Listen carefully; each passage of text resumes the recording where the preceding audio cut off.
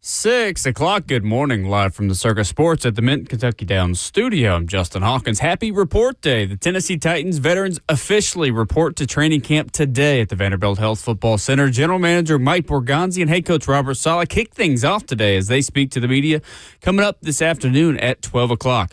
The first practice will be open to the media, and that takes place tomorrow.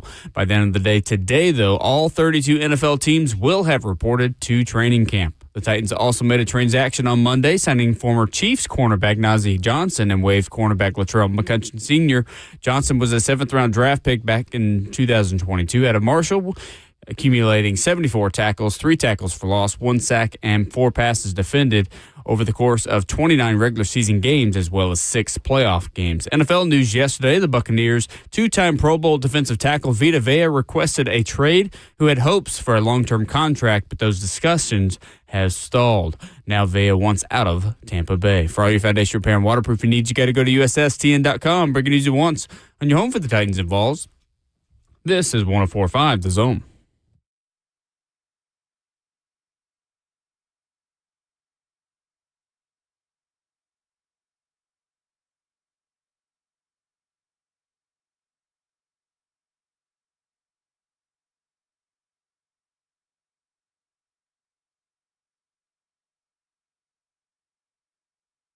A very good Tuesday morning to you, wherever you are in Middle Tennessee, the Volunteer State, and around the world.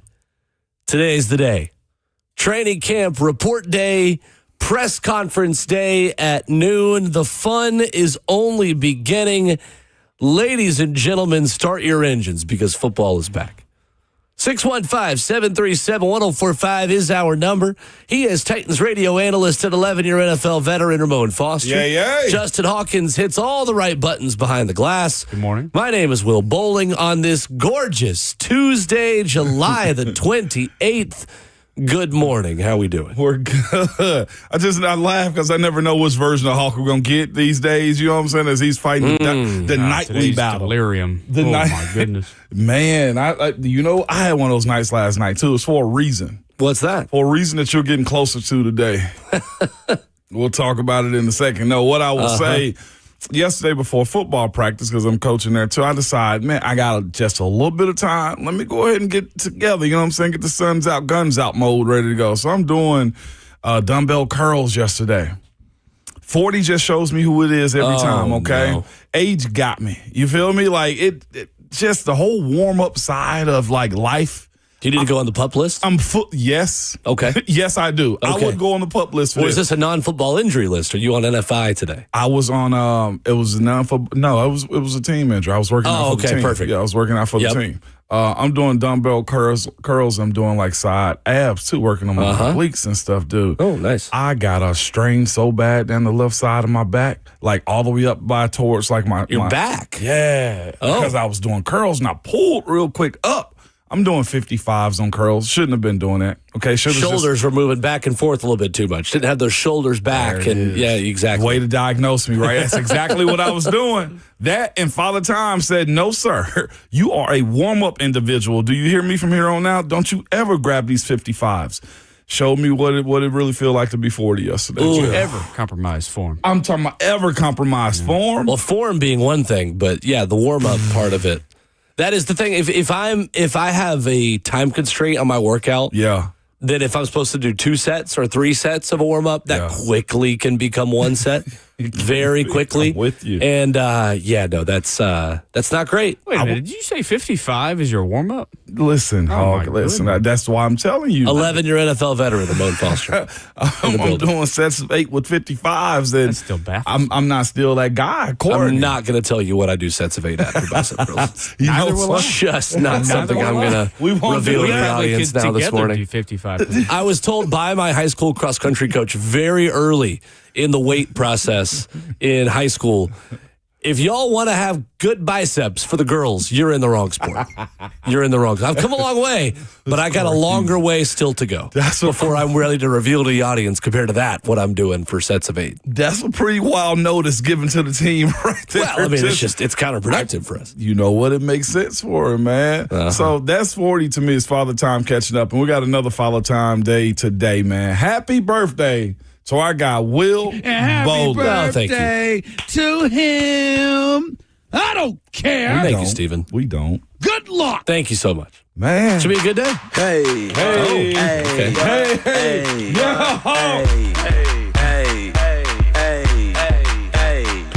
Happy birthday. It's your birthday. Oh, I got Will. It's been so That's Will long since the Bowler. first day. Exactly. Happy birthday. It's not me. Nashville, that season It's your over. day. That's what we Nashville's say. over. Will. Hey. Happy birthday. Hey. Happy birthday. Hey. See? Well, guess what? He just found his bop right there. He just found his bop, man. I'm good at the bop. Happy born day, my brother. Thank you. I appreciate it. Absolutely. Final Happy birthday of my 20s. Big day. Today's the day that a lot of people like to stop being. Today's also the day a lot of people have been celebrating for years, turning 29. So I appreciate it. It's my Inky Johnson year, my Eric Berry year. Yes. And I'm ready to go. My birthday usually coincides with the start of training camp. And that's what matters today for Nashville and for Titans fans is that it's the start of training camp. So if I can celebrate 1% of that myself, just for me, then I'm very content. That's good stuff, man. Have you made any kind of declaration before this day? Because I do remember going into my 30 and I was just like, I got to live life like it's the end. Not necessarily, but Not really. Have you made a declaration like, I got to take this trip this year before turning? Like, Well, no, I mean, because I just got married a month ago and we just did honeymoon and all these big life things that, I don't know. I mean, anything that I would like to do, I just did. Okay. So I'm just now enjoying the life with the decisions that I have made and that I love and with my wife that I love. So, yeah, no, we're happy. We're enjoying everything and enjoying married life. And that's what matters to me now is my first birthday as a husband, which is kind of fun and still fiddling with my ring. So, yeah, no, we're good. Go to dinner at a good spot tonight, hang out today, listen to Robert Saleh and Mike Borgonzi, and get ready to watch our first training camp practice together tomorrow. So, look at my man. it's just a day. We're working. Football's back, baby. Putting the team before himself, man. There we go. Man, That's what I'm talking about. You get to a certain age and, you appreciate everybody, appreciate the celebrations, but we're working. It's football season. I almost had a vet not about moment. me. I almost had a vet moment with Zeph yesterday, too, in our Titans radio meeting. And what was that? Because, okay, then I'm going to tell him to his face. Joseph Bonanno. Engineer for Titans Radio, obviously 3HL producer. I'm going to tell him to his face real soon, okay? So I just want to announce Thank you for telling us first, but go ahead. You know I got to tell us first, absolutely okay? you do. Because I was itching back on my just veteran side of the NFL with Zeph. Zeph was talking about his baby's coming soon. And I'm like, yes, father, first one, got to be there for the mother. And he's considering, time, away. And I'm like, that's paternity leave I'm a huge fan of, but I'm also I'm petty. Okay, You are. I'm petty You're consistent. and I enjoy a good time with anybody that's the case. So Brad and I are in there. Brad Hopkins. We're in there as well, and I'm kind of looking at Brad. I'm thinking to myself, should we get him? You know what I'm saying? But I'm gonna be cool. Should we get him? Should we get What him? does get him mean? Get him means he's talking about taking time away from, some work. Maybe if the baby comes, I'm like, listen. We will push that baby out any way we can. When the season's on, we don't miss a day. Do you hear me? You have your butt in this studio. You not the one that's laid up, that's got to feed this baby. You get in that studio and you help us. So do you understand me? And if you don't, that's a $2 fine per day. I almost set him up. I almost set him up on a $2 fine. He act like he pushing is what I was looking at. He needed a fine yesterday because you know what? What'd he For do? 14 straight hours, the 3HL stream was going live. Is it really? He losing focus, Will. I just turned it off about 5:50. He losing. We need to bring him in. Was it really? That's Yes. crazy. That's nuts, man. 14 hours. How did no one notice that? I don't know, but the chat was lit though all night though. Apparently. How in the world did no one notice that? How did I not notice that, to be fair? I have no idea. I was on YouTube like last night and didn't see it live either. Wow. Yeah. Okay, well, You see why we treat rookies this way now? new record for longest 104.5 The Zone TV stream. You see, Shout out to 3HL. I'm not for hazing, okay? But But you're not for paying your dues. against hazing. Yeah, exactly. Triple negative. What is we're fine. What is Double we're jeopardy. fine? Exactly. See, now he's forgotten snacks, okay? He want to take time That's off for crazy. not having a baby, and he left the stream up. I am thankful for Joseph for for many reasons, but for the main reason is that he will be treated more as the rookie on Titans Radio than I will this year because you've already been on Titans Radio. Brad Hopkins played for the Titans. Exactly. No one is treating him like a rookie because he has put on the logo and put on the uniform. In 2 eras. 100%. Yeah. And I've gone through 1 year, and you and I spend so much time together that you're not going to treat me as a rookie anyway because we talk with each other every day. So, Joseph, sorry, bud. Get rid of Ramon is going to be treating you like a rookie in the NFL. I genuinely believe all And season. I told Alyssa, too, his beautiful wife who's pregnant with a soon-to-be child, okay? It's just like, hey, we're going to get him. She's the one putting in the work. She really is. And that's why I'm like, you support her and you get to work. So you're going to hear tell me? Joseph, if you're not holding that baby, you're holding a football. You're cradling a football in your hands. You don't. You're either practicing to hold the baby or you're focused on our other love. telling And what you. really matters, your other child, which is the Tennessee Titans Football Club. Absolutely. That's just where I'm at. Okay. Get ready to grab bags, Joseph. But we're going to take care of Zeph, though, too. So I'm super excited, man. We will take care of each other, absolutely. It's been a big year for a lot of guys. Bert did get engaged, didn't he? Yeah. Yeah, he did. That did happen. Bert got engaged. Will got married. Zeph's about to have a baby. Buck's about to have a new dog, maybe. Who knows? Oh, really? I tried to another throw cat. something in there for Probably him. another You feel cat. me? Like, He likes probably his another cats. cat. But he was almost about to save a dog as well. So. Oh, yesterday he was saying on his show that he has a sword that he needs to get fixed. So they were outsourcing that. Yeah. Needs a blacksmith to fix a sword. Insane. That he was amount of- humble bragging about a trip to Spain that he received earlier I on would in his trust life. him with a sword. No, I wouldn't trust him with much. No, No. wouldn't trust him with much. I got tricked into buying one of those before.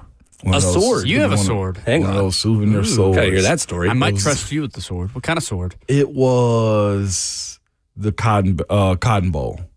And Oh. yes, my freshman was there. year. Yes, you were. Uh-huh. We went out and did the medieval dinner night and everything that they have. You remember those? As things? one does in Dallas. The chicken was roasted, but it wasn't that good. Either way, we went for the show, which is fine. Yeah, sure. And we had free time, and in that era, we got money, extra money, because I mean, it's scholarship checks. It's is what we NIL got. before NIL. And bonus check. Bowl gifts. bowl gifts. Uh-huh. There it is. Bowl gifts were a big deal. And- even while I was still in college. Very much so. Okay, Yeah. we got like the SEC gifts were a thing for every other sport. we got like the Zoom that year. I'm not sure if you remember them, but it was iPod and then Zoom music as well. It was like more of a small Okay. rectangle. It was a MP3 as well. I've told you before, all I remember from that game is when I left, they were handing out Vault.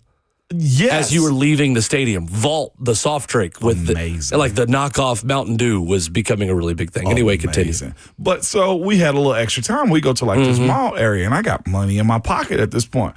I get duped into buying one of these, what I think historic samurai swords, whatever, man. Get it shipped back, man. That thing was broken. Shipped back is what he said, Shipped. FCC. I got it shipped back. That thing was the dumbest thing I ever bought. Okay, let me just say that first. Because who's selling real samurai swords in the middle of a mall? That It's probably I not in thought? Dallas either. Probably not at a mall. That was probably strike one. And that's what I'm saying. Dallas is strike two. By the time it got sent to me through the mail, the case for it was broken. You had to sit in the mail? Yes, I did. I couldn't take that's it even on the- worse. Hey, That's strike three. You see what I'm saying? So whatever sword that Buck bought, I hope it got commissioned by somebody, because it's just going to be just a decoration in your house you're going to throw away 5 years from now. I got rid of that knife so bad. It was terrible. So you were suffering from EOB back then. Early onset bouginess. That's what it was. Before you had 11 years of NFL checks. That's It was just exactly. sitting there. It was a recessive gene in your DNA. And all it took to unlock that was buying a sword. So dumb of me. I look back at That that. sounds like something you would have done as an NFL player when you're like, you know what? I would have. I would. Let me see what this is like. But as a college player, that surprises me. I was thinking this is going to be an awesome decoration Yeah. inside of my apartment. I want to know because what else you bought. I got one more thing that I bought that's super embarrassing. Okay. Went to the mall and I'm trying to decorate our house. We stayed at Grand Forest on campus. Okay. Over right on campus. I bought in this era was the dumbest thing I ever bought besides the sword. I bought a white tiger portrait picture. What? A white, Clearly, like, clearly, I had a thing for like Kung Fu era decorations. what was going through your head? I just wanted a white tiger up on the wall. Okay, It was. Sure. Keisha hated your it. crouching Okay, tiger, I'm sure hidden she dragon did. era. She hated that picture. A samurai It's like sword. Michael Scott's beer sign that he had with Jan at the condo. Pretty much a white tiger, and I felt like they were in that era. Why I bought this big old portrait inside of the apartment, I have no idea. How big was it? Was it like one of these wide photos? It was probably about like a 4x6 like poster. Like it was framed. What? Though. I'm telling Like you, for 4 your foot by mantle? 6 Oh, foot. what? Where does one Like, buy a white tiger About the portrait? size of that TV up there. What was that, like a 65-inch TV? Oh, the one we can't use because people get too distracted in the studio and can't watch TV. It was about the size of a 65-inch like That TV. one? It was framed in, though. I thought it looked well. I thought it looked really nice. right. Brought our living room together. See, this is where you and we are similar in so many ways, but the difference between you and me is the purchases that I regret are like a hat that doesn't end up fitting my head very well. You know Those are the what? purchases that I really regret. I will share that Because I love buying hats more than I like wearing them. And my now wife will agree with that statement vehemently. She is nodding her head somewhere right now saying, yup, you got way too many of them. See, the NFL teams aren't the only ones that spend dumb money on dumb things, okay? I am too. I was buying white tiger posters and samurai swords. I don't know who I thought I was. You know, the only place, and we'll get to Titans headlines here in a minute, the only place that I ever heard of people buying knives or swords or anything adjacent to this, do you know the lore of the China Bazaar store in Gatlinburg? No. Yes. No. That is a place that you feel very cool as a teenage boy in. And every trip I ever took with school, we did like a yearly trip for, again, you know who I am. I'm a nerd. Competitive speech and debate when I was in high school. There was a yearly tournament in Gatlinburg. And weird speech kids like I was and the rest of us just like, oh, we're gonna go get some knives at the China Bazaar. And if you go to the back door, you can get all the illegal ones. Like they had illegal knives in Gatlinburg, Tennessee of all places. You know, where we're gonna send the illegal knives? Gatlinburg. Let's send them all like next to all the taffy and candy and putt-putt places. That's where we're going to send our illegal knives. I don't know why that was such a big deal. Somebody out there has to have been to the China Bazaar store. I never bought anything. I would just look around and be like, this is a lot of knives. Okay. I'm going to go play putt-putt. That is awesome. But that is a rite of passage. If you were a with teenager who went to Gatlinburg, is you got to go to the China Bazaar store. That is the life that I've lived. I'd have fell victim to them. They would have like the little like ninja star thing. Like they had everything. Yeah. They had everything. I asked a question in the chat. What's the dumbest things y'all have bought? Matt said a brand new car. I get that. I understand. Debatable. That. I mean, that hits the dopamines, though. I was going to say the feeling of driving it off the lot might be worth it, but In the moment until it's usually about 6 weeks after you purchase it, the car note comes due. Mm-hmm. I get it. The depreciation factor. Yeah. A Chinese metal meditation. Oh, yeah, the meditation balls. You ever use those? no idea what you're talking The about. steel ones? No clue Oh, what you're my talking about. gosh. You would have found those in that Chinese store in Gatlinburg. 615-737-1045 is our number live for the 1045 The Zone Circus Sports Studio. Kentucky's largest sports book can now be found at Circus Sports at Kentucky Downs. NFL headlines, including a Titans signing, coming up after this.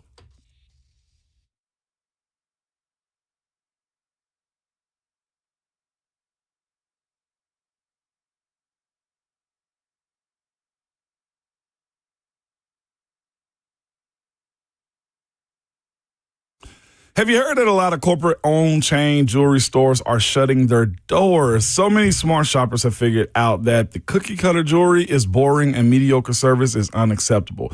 That's why Genesis Diamonds is having record success. Genesis, number one, they are locally owned, staffed by real experts with warranties and guarantees that are unheard of. With personal attention, with case after case of unique, fashion-forward designer jewelry with no attitude. No pushy salespeople, no inflated pricing games. Genesis not only guarantees guarantees the best prices, but their quality is second to none. The world's top bridal designers have chosen Genesis as an authorized retailer because they meet the highest standards. So whether you're looking for a classic ring or ultra-modern ring, a natural diamond or a lab-grown diamond, you will love the laid-back fun experience. It is as far from a Wall Street corporate box store as you can get. Genesis Diamonds are located in Green Hills and Cool Springs, and also don't miss their amazing selection of luxury pre-owned Rolex watches. What's going on? It's Will Boulding. Do you have a plumbing issue at home? Whether it is a leaky faucet, a clogged drain, or a water heater that's gone cold, the plumbing professionals at Lee Company have your back. This is a list of issues that is so easy to put off. You've been thinking about that leaky faucet, the clogged drain, the water heater that's not working the way that it used to around the house, but you've been putting off really getting it fixed. Well, I'm here to tell you that Lee Company is going to take care of things for you. Available 24/7 year-round. Lee Company's licensed technicians can save you time, money, and all the stresses that come with an ill-timed plumbing issue. Contact their award-winning team online at leecompany.com. That's leecompany.com for the business with over 80 years of experience serving Middle Tennessee. Lee Company has been helping Middle Tennesseans since 1944, and now they've got 16 community locations in Tennessee, Kentucky, Alabama, and Georgia. So make sure you get the very best players on your team by heading online to leecompany.com. That's Lee Company, all you need.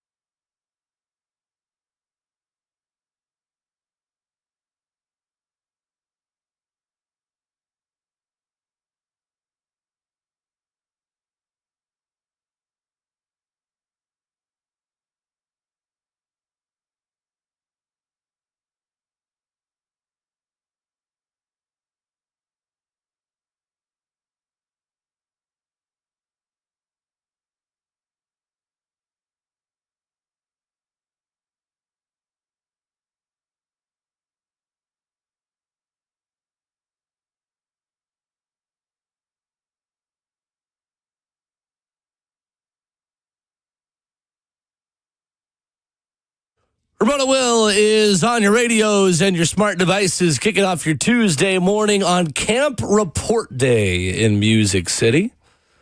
Facebook Live, YouTube, Twitter, or Twitch, 615-737-1045 is our number. If you want to join the discussion, let us know your thoughts on how you feel on Camp Report Day. Titans made a corner edition yesterday as Nazay Johnson was officially announced. Another Kansas City Chiefs reserve corner who joins the Tennessee Titans cornerback room. Latrell McCutcheon, the player exiting at the beginning of training camp. 29 regular season games and 6 playoff games for Nazay Johnson over the last 4 years. 74 tackles, 3 TFLs, a sack, 4 passes defended.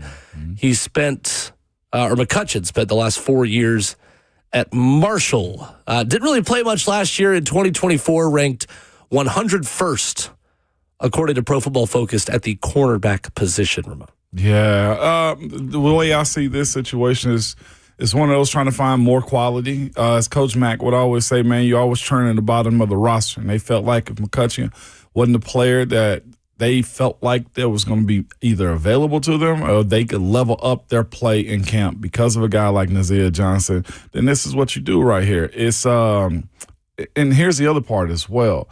If they reported yesterday or showed up yesterday or today with something as well, teams can at least, I'm not saying that's the case for McCutcheon, but teams can give you a injury settlement if you're not going to be ready for training camp. If you're on the bottom end of it, that way they can get somebody else in healthier on the 90-man roster going into camp. So that'll be fascinating as to why McCutcheon got cut. Is it because, hey, Nazay is a guy that they feel like is going to make them better or be more available to them? Or you don't know if McCutcheon came in the training camp with an issue and the team chose to part ways with him. We see that often. I think sometimes we forget, or at least I'll forget sometime going into training camp, they can give you an injury settlement and go simply sign somebody else because they need fresh bodies. Sure. So at corner now, the full room of 9 players reporting for training camp today in, what is this, alphabetical? Yeah, alphabetical order. Keydrain Callaghan, Cordell Flott, Marcus Harris, Jaden Lucas, UDFA from Clemson. You add Nazay Johnson in there. Jalen Murray, the undrafted rookie from Tennessee. Micah Robinson, who was a midseason addition last year for the Packers. Alante Taylor, and former Chief Joshua Williams. How comfortable are you with the depth at corner right now? I think it's solid. It's just a matter of who's going to separate themselves to get into that third and fourth row, whether that be your nickel and also your dime as well. And again, when you have a player like Alante Taylor that has a unique skill set as far as getting to the quarterback, how do you find that rotation either with a guy like Joshua Williams playing outside?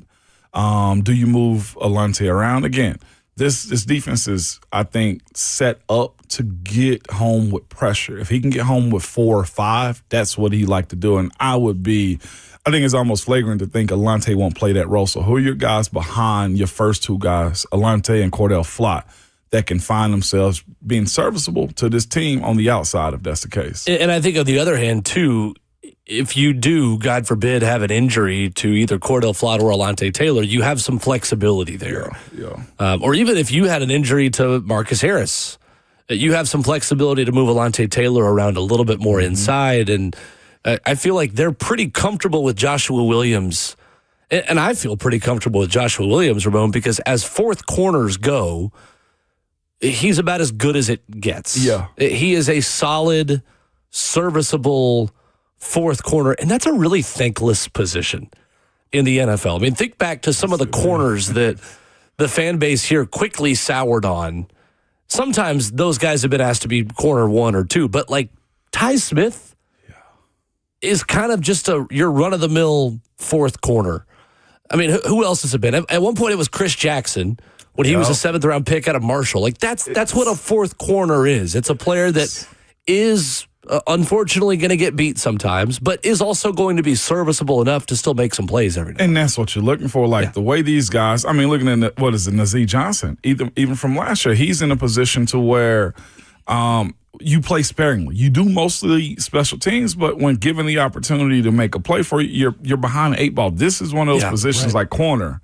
And I would even go, let's go tackle specifically, offensive tackle. You got to have the reps to get good at it. And if you are one of those backup guys and you become a starter role, like you either need to be very dynamic from the get-go or you're going to start giving up stuff too. The other thing that's unique, Will, before we move forward with this conversation on the cornerbacks, specifically them, each one of these guys, besides Nazeed Johnson, is 5'11" and taller. Would you consider that a long corner room? Yes. Looking at it? Okay. I would. It's sizable is what I would say. And that is one thing that I definitely learned that the Titans care about last season in this front office. Yeah. They like long corners. I mean, just real quick, like Keetrain Callaghan is 6 foot.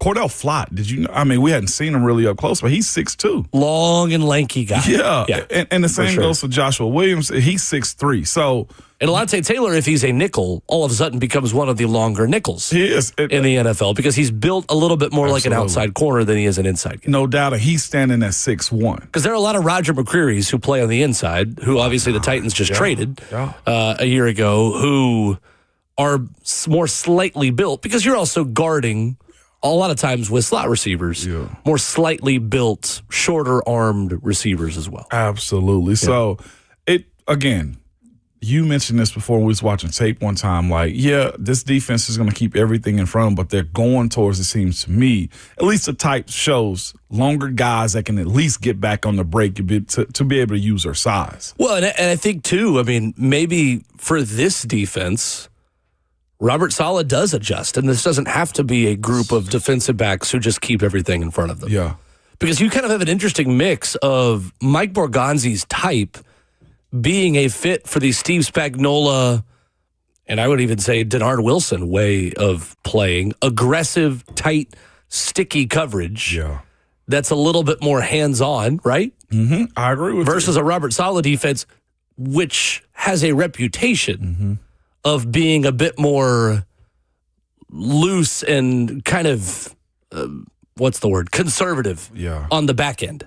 But that doesn't necessarily have to be the case. And Robert Saleh has adjusted to the talent that he's had at different stops. And that's one thing I think could be interesting here. What does this defense look like? And does he do anything with this defense and this personnel that he's never done before? For sure. And here's the thing. We'll see what Nazeed Johnson means to this team.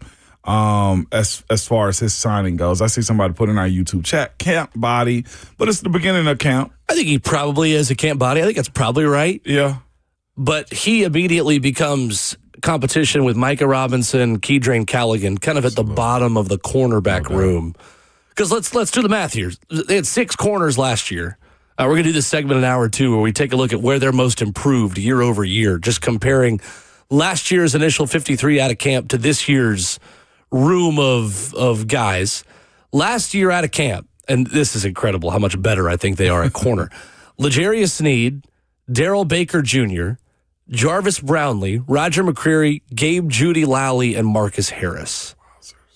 That was the group of 6 that they took out of camp. So how quickly can we get to 6 out of this room? The top 3 is pretty obvious. Alontae Taylor, Cordell Flott, Marcus Harris. I think 4 is obvious as well. Joshua Williams coming from Kansas City. That's 4 guys right there pretty quickly. Yes. Beyond that, you have, I think, Micah Robinson, who would be pretty confidently in a spot in that cornerback room. And then the new guy, Nazeed Johnson, Keetrain Callaghan, who's made some plays, and the undrafted guys. Yeah. I'm thinking Keetrain. I think Keetrain Callaghan would come in as the guy who's got to be unseated. Absolutely.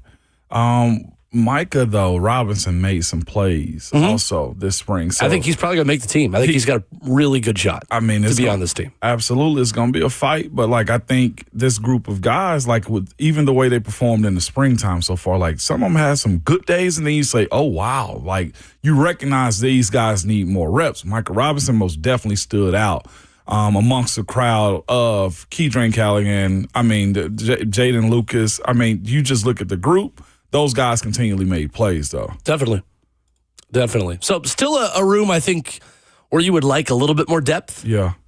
And that's why you go get a guy like Nazeed Johnson who's played. who has on-the-job experience and time on task, as we think about Coach Mack a lot this week especially. Vita Vea has requested a trade after failed attempts at a contract extension. Ramon, how long is it until he's holding a Rams helmet?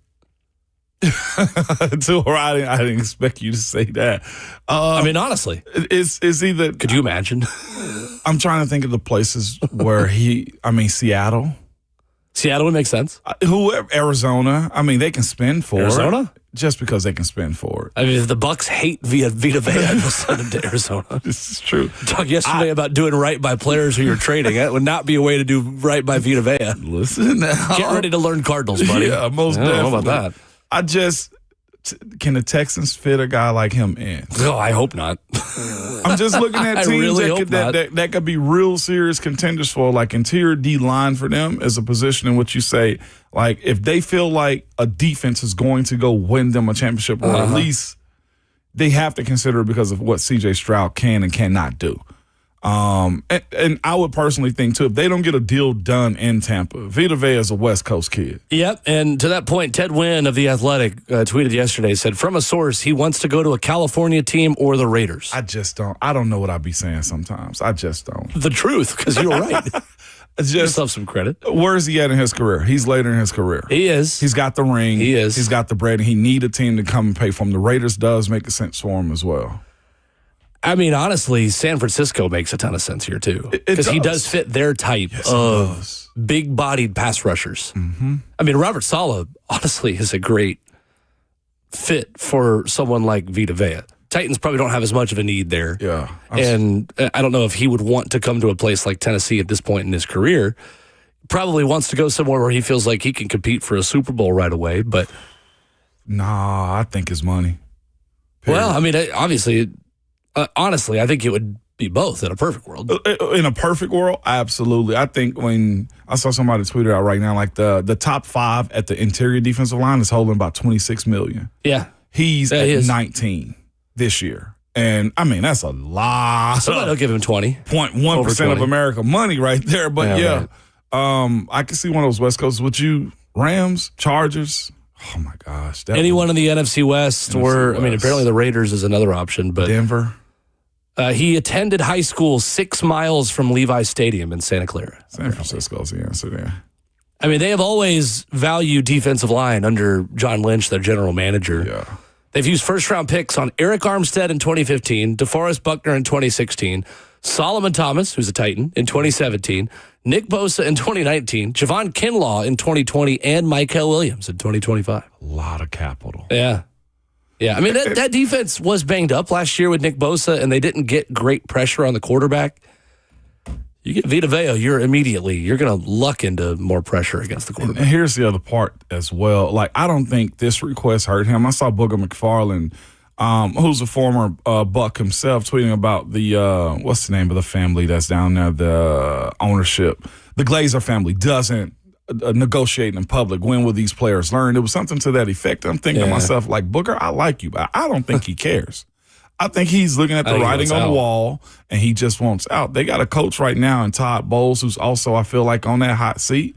And you know when we've pretty much wrapped up the show, and I think that's kind of where Tampa is right now. To be fair, though, on the other side, doing this as camp begins does lend itself to being a negotiation tactic. Because if you really did want out, you didn't just learn in July that you wanted out. You knew who the head coach was. You knew who the team was, like in May, really in March.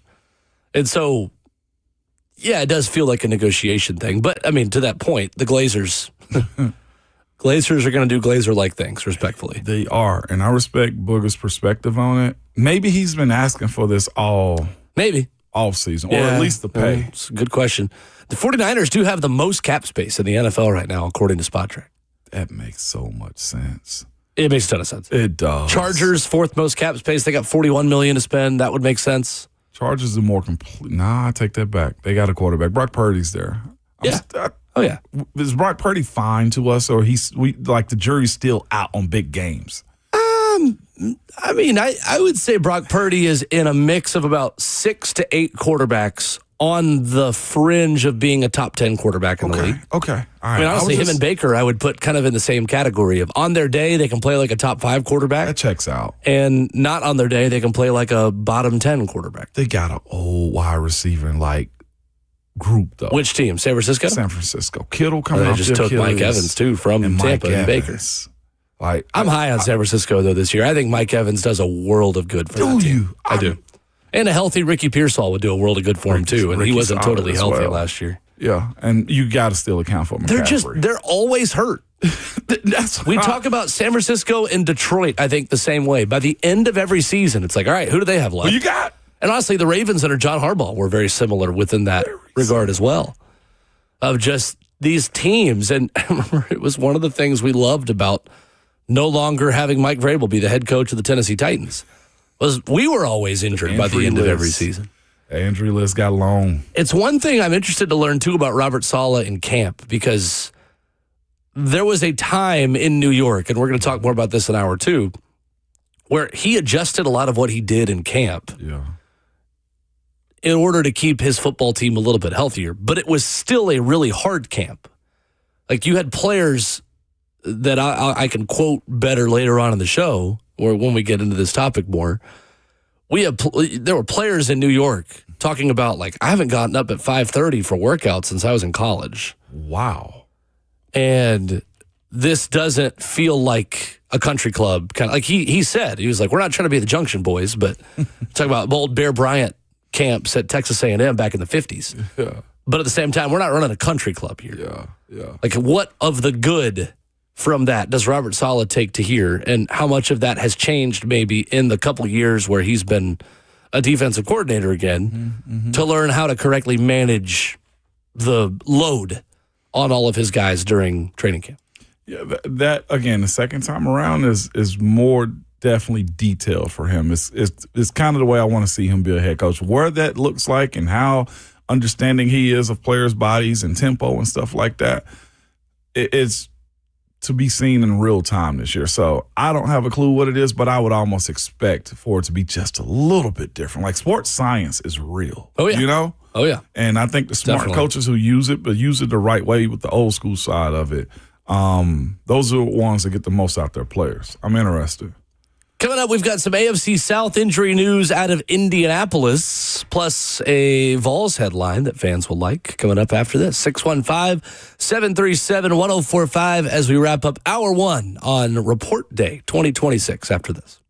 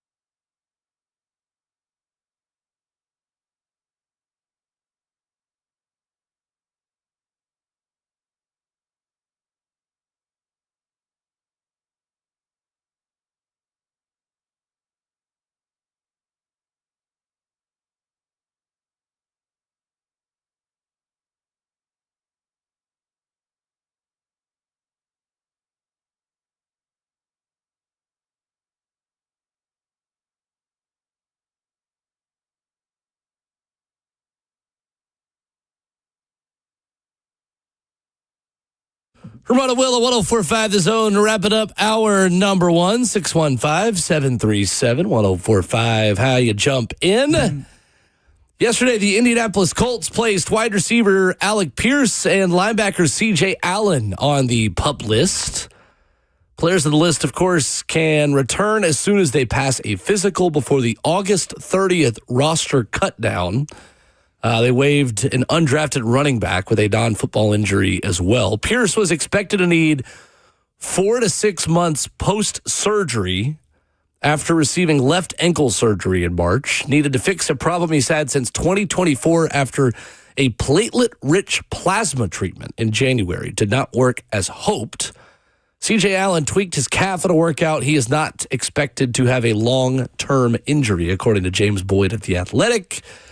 Ramon, is there a team any more injured coming into the season than the Indianapolis Colts?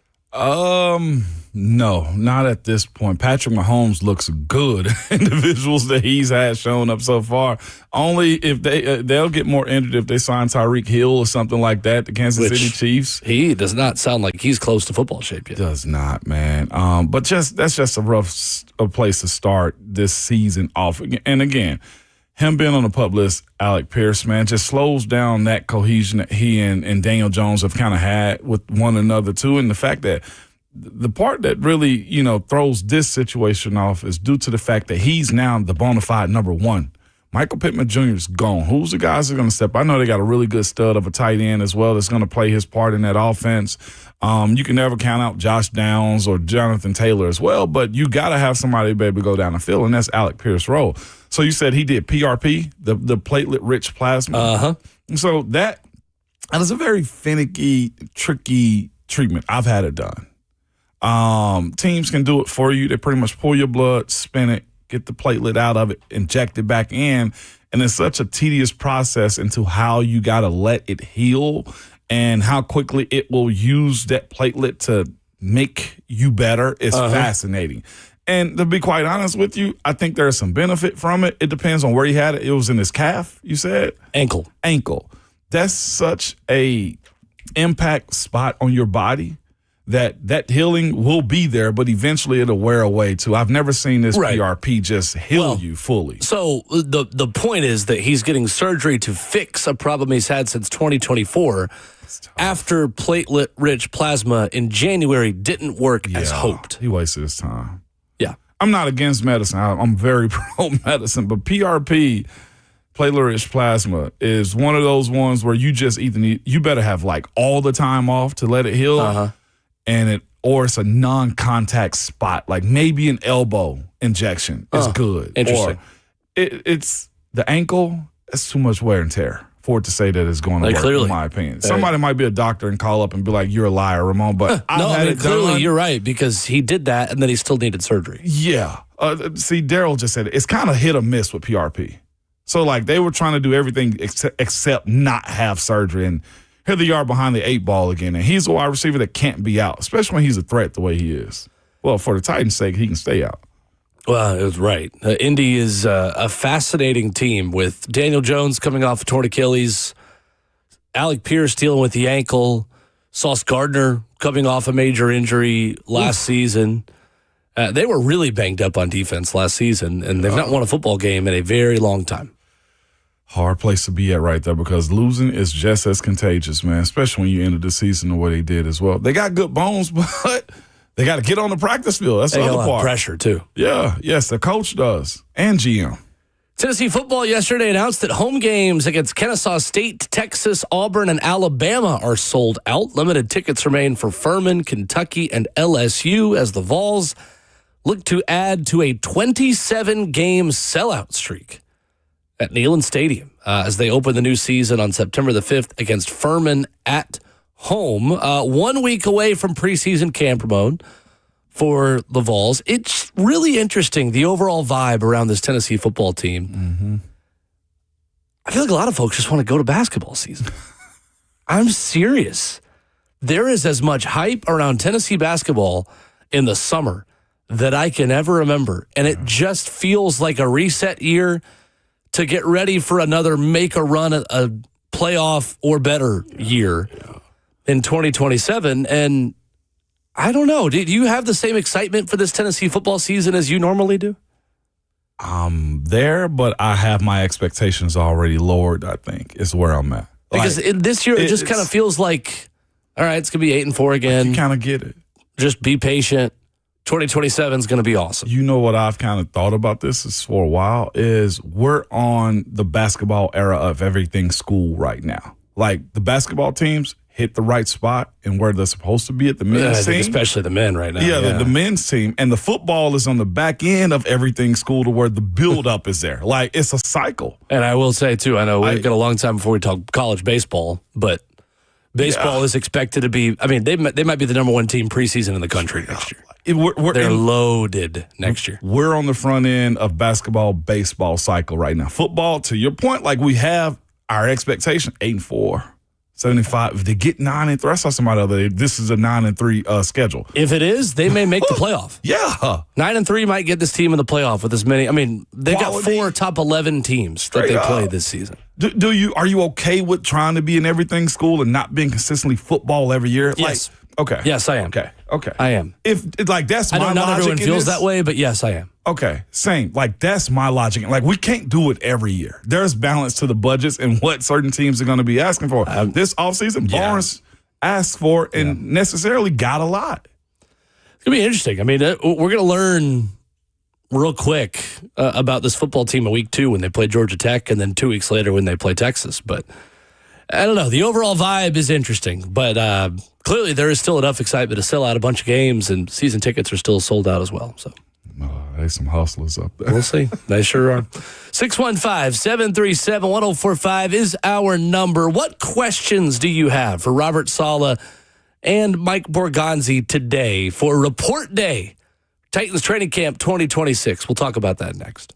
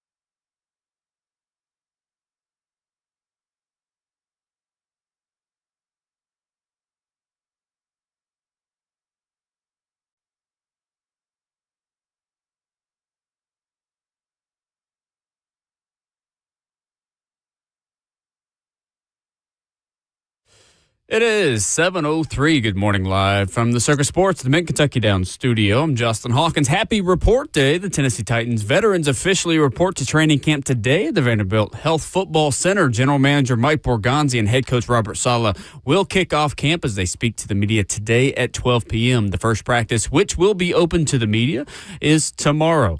And by the end of the day today, all 32 NFL teams will have reported to training camp. The Titans also made a transaction on Monday as they signed former Chiefs cornerback Nazai Johnson and waived cornerback Latrell McCutcheon Sr. Johnson was a seventh-round pick back in 2022 out of Marshall, 74 tackles, 3 tackles for loss, 1 sack, and 4 passes defended in 29 regular season games played, as well as 6 playoff games. In NFL news yesterday, the Buccaneers' 2-time Pro Bowl defensive tackle Vita Vea requested a trade who had hopes for a long-term contract, but those discussions with the team have stalled. Now Vea wants out of Tampa Bay as he enters the final year of a $71 million contract extension that he signed back in January of 2022. For all your foundation repair and waterproofing needs, you got to go to USSTN.com. Bringing news at once, and your home for the Titans involves this is 104.5 The Zone.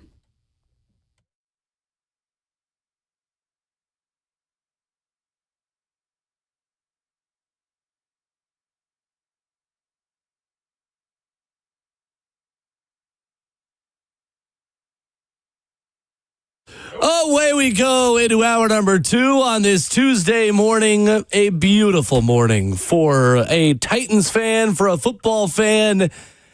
And of course you are, if you're listening to us. 32 NFL teams report for camp today, including your Tennessee Titans. Training camp is here. Ramon Foster football is back. We are here. I think Adam Schefter, about 5 minutes after I got up, tweeted, by the end of the day, every NFL team will be in training camp. Tomorrow, we're going to watch football.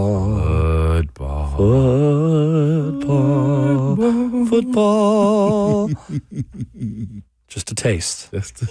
Just a taste. I like that. All right, that's good. That's enough. Too much. Tomorrow morning, we will go all in. But on our yearly football. I will say, too, I want to give a local shout out to all the coaches in the area, too, though. Because they're already like a scrimmage or 2 or like 7-on-7 deep right now as well. Oh, it's Jamboree season. Let's freaking go, boys. Yes, it is. Do you hear I love me? a good high school football Jamboree. It is. We actually got a scrimmage Friday, as a matter of fact. Beach scrimmage is Rockville, and that's going to be a real good test right there because Rockville's got a phenomenal program. You're starting to think like a coach. Yeah. It's going to be a good test for us. I don't know if we're ready, but we're going to find out. It is, man. You can see the nervousness on your face. I just, because, again, it's a little bit different when it's high school stuff. But the other side of it, though, too, man, is just shout out to the coaches because a lot of, like, what we cover with the Vols and any other college team starts now. You know what I'm saying? Like 1 week away from Vols fall camp. Exactly. Or with these high school coaches that are preparing these kids. And the shout out to like Tennessee in general for the talent. Oh, just man. being so much better Absolutely. than it once was, man. So keep your kids in sports, man. School sports. It's really cool stuff. Absolutely. Yes, indeed. I miss doing more high school football play-by-play. I might just go sit at a Jamboree just to feel something. I want to promise that I'd help us do a high school game, but our falls are going to be so busy, set up. Both of us. I mean, the Battle of the Borough, the Battle of the Wood, legitimately, I want to kind of see those, or even, see this Chattanooga game, Baylor versus BA. I'd love to see that. Still really tempted to drive to that and just do the show the next morning on little sleep. But DGG, he plays Innsworth at Innsworth this year, too. And they got a sizable stadium, and I got a feeling it's going to be sold out. Yes, they do. Oh, goodness. But we're here, though. At noon today, Mike Borgonzi and Robert Saleh addressed the media on training camp report day. Ramon, I want to know, before you leave us, because you are headed out on assignment after this segment in about 15 minutes, so we will reveal later what you were on assignment for, perhaps. But you were on assignment, so we got a couple more minutes with you. I want to start with questions for Robert Saleh. What would you ask him today? What do you want to know from the head coach on training camp report day? Just how do you approach the first time around with this team? You've been in this spot before where the promise is super high, the expectations of the new city that you're in. How do you meet and get the expectations out of this version of the Tennessee Titans? I want to see what he says just on the front end of this. Sure. The next one would be, how will you balance your physical days for your veterans? Like, that's the other side for me, is keeping the defense healthy. And while there are veterans, this is still one of the youngest football teams in the NFL. No doubt. Entering training camp. But I want to get them to September, 13th? Like that. Sure. That's the date that we want to get them in. And the approach of allowing Coach Dable to have his way with Cam Ward. What is it going to look like, offense versus defense? How much will you have Gus Bradley light him up? What's your goal and slow days when it boils down to the maturation of this offense? I think that's probably the biggest answer we got to get. The biggest question we got to get answered is the appropriate step that the offense is going to make this training camp. I think that's most important for sure. And, of course, when you look at just the injury guys. Yeah. Femi first. Where's Femi? Coach, is he full go? He's not on the PUP list. Full go then. Awesome. I don't know if we totally know that. Well, yeah, that's You could true. still be That's limited true. and be active. That's very true. That side of this, and if we can get an answer, which is a probably no, out of where J.C. Latham is. Yeah. How do you feel about that in the right side competition? How will you decide? When would you decide on the right side? Because, again, for those unfamiliar, like the PUP list isn't that big of a deal, honestly, unless this is an injury that causes him to miss preseason games or padded practices or joint practices, then that becomes more of a concern. But starting on the PUP list is not a big deal because you can come off the PUP list as soon as you can pass a physical. And, I mean, heck, it could be 1 week. It could be 2 practices. We don't really know yet. But the reason why there is any kind of apprehension around it is simply because of the player who is on the PUP list. I don't know Amani Hooker is too, but because it's J.C. Latham and because it's a player who might be the player with the most to prove, not named Cam Ward, on the entire roster this upcoming season. The fact that the expectations and the pressure are so high on him is why this is even a story at all. No doubt about it. And it's important also for the development of this team to have your best out there. And he, to me, is one of the best. We talked to Brad Hopkins yesterday, and he acknowledged that to be the case. Like, hey, you got to get going with this year. Like, there's a lot at stake for this team. And he bragged a little bit, Brad Hopkins, that yesterday, like, when we're good, the entire team is good, meaning the offensive line. Like, you hate to put it on one group, but it's 5 guys that's got to get the job done. And getting them together as quick as you can as far as practices go so that they understand one another is by far one of the most important things. So seeing if you can get an answer from Coach Sala on that side of it. Sure. How differently, Ramon, can Robert Saleh and this coaching staff prepare camp and coach this team because of how young it is? Does that allow you to camp them a little bit harder than maybe you would an older football team? Yes. And I think also, one, I'll say this, I think it's twofold. I think Coach Saleh has already got the respect of this team. He comes in with a lot under his belt anyway. He does, Coach Bradley does, Coach Bones Fossil does as well, and Gus Bradley and Dable. Like, that's a solid group. Not even mention the position coaches, who's got a lot of reputation around this league as well. They have that respect, but you also have to set an identity for your team. I feel like that writes its own story. I would want to ask that question. Coach, what do you want the identity of this 2026 Tennessee Titans football team to be? Because I feel like you got to have somewhat of an answer. We want to be fast, want to be physical. You got to give me something when it boils down to what our expectations of people who will be watching practice expect to see, or the fans expect to see. Now, here's what you don't want. You want to overpromise it and say, hey, we're scoring 30 points a game and our defense is only giving up 17 points a game. You don't want to live that life. But how do you get to the point of describing what this new version of a Robert Saleh's team should look like? Like, I feel like good teams, you feel their identities. Yeah. Is that okay to say? Like, you mentioned San Francisco 49ers and Vita Vea because you feel like that fits their identity. When and how do you get to a point of, if it's Jeffrey Simmons, how do you get the rest of your team to feel like they're playing in the style that you want, like Jeff's out on the field? Or the execution component of what Cam wants a team to be and look like offensively. That's kind of where I want to go with coaches this time of the year because they know what their goals are. They'll be very tight to the vest when it comes down to telling the public about it, but we should be able to see what this team looks and feel like, and more on the feel side of it, Will.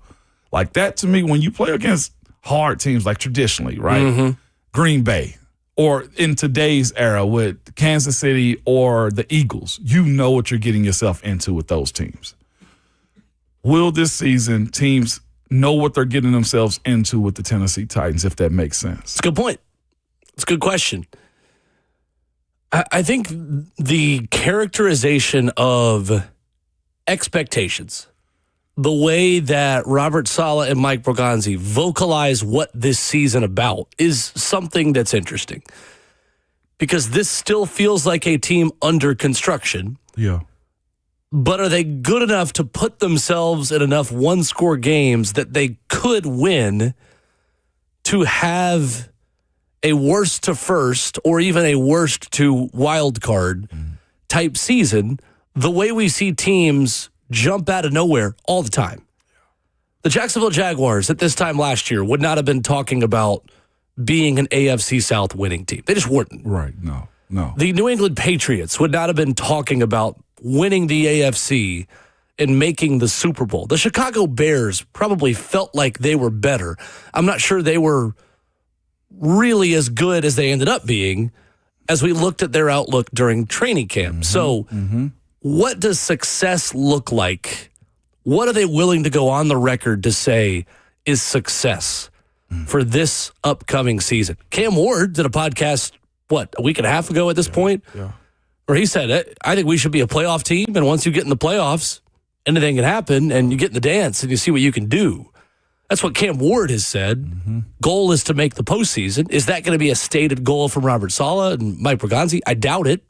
I doubt they put a win total, obviously, on it, or a specific seed or spot in the AFC, but getting back to solid, getting back to average, feels to me like the hope for the 2026 Tennessee Titans, putting yourselves in the same position that the New Orleans Saints put themselves in now heading into this season, where, to steal a phrase from Mike Keith that he used a lot when he was in the show with us to working with the Titans, to have the arrow pointing up by the end of the 2026 season. I don't know how you characterize a win total or a number or a seed or a stat.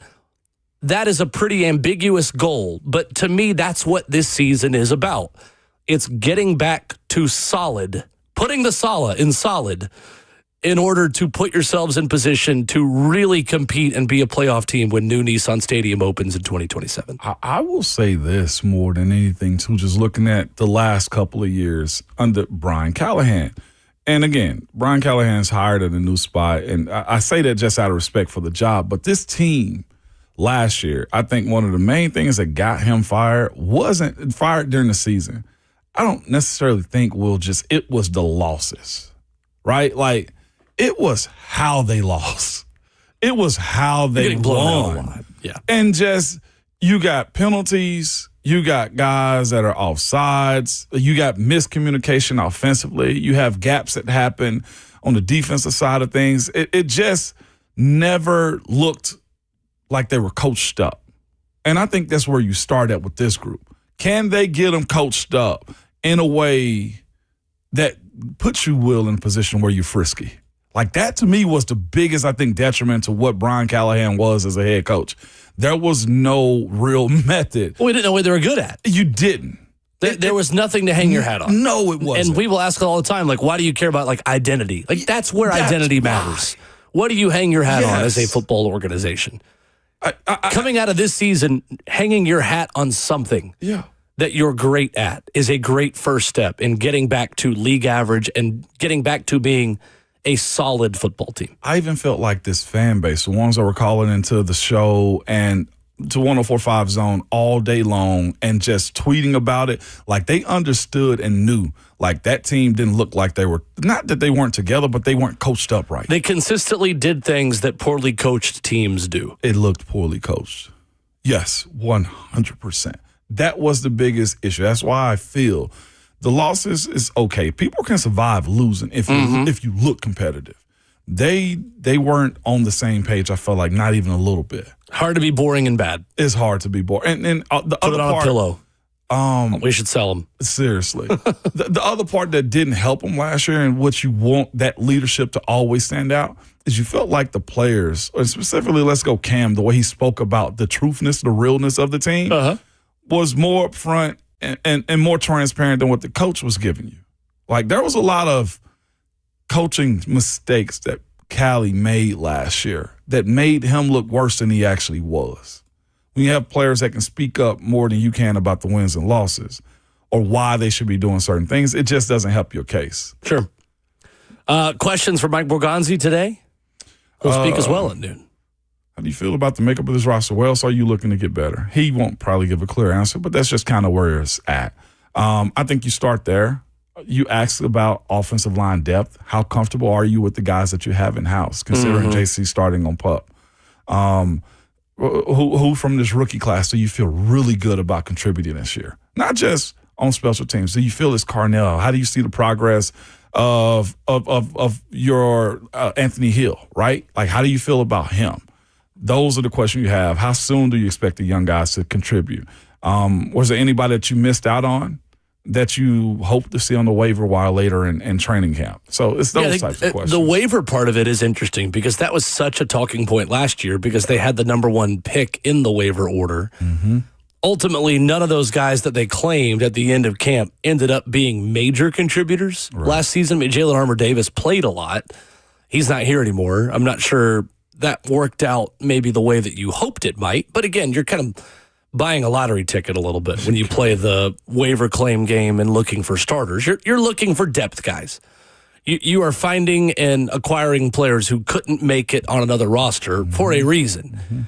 And you don't have the number one pick in the waiver order this time around, but you are still high up there on the list to be able to make an addition or two. And I would expect this is a 51 or 52-man roster, and somebody else from another football team right now makes this team out of camp for that reason. No doubt. So the way that they watch that, I think, is interesting compared to last season when they talked a ton about that being a major acquisition piece for this football team. Yeah. But as far as Borgonzi goes, though, too, there's not a lot on the table. Like, at this point, this might be one of his last times talking. I think opening roster, but true. like, there's not much else he can do at this point other than try to find gems that are on the free agent market right now. Well, and I think, too, for him and for Robert Saleh, I think the big question is, how do you evaluate offensive linemen in camp? How do you value different things in the meeting room, footwork, hand placement? What are you looking for in order to know who your best five is when you enter Nissan Stadium to play the New York Jets? What does that look like? Yeah. We're going to find out. We will find out. Because that question will be asked. And it's been asked of Saleh before, but to both of them. Like, all right, what matters to you guys? Yeah. And I think the last part for sure when you talk about Borgonzi is the Cam component. How important is it for him to take that next step? I know the identity of this team is pretty much on Cam's back, but how important is it for his play to reflect that as well from a GM's perspective? Have you done enough to get that out of him with the guys that you've brought in and why you feel you have? Sure. If that's the case. Because they have done a lot of stuff offensively to bring in parts for Cam, too. Quarterback needs his weapons. Absolutely.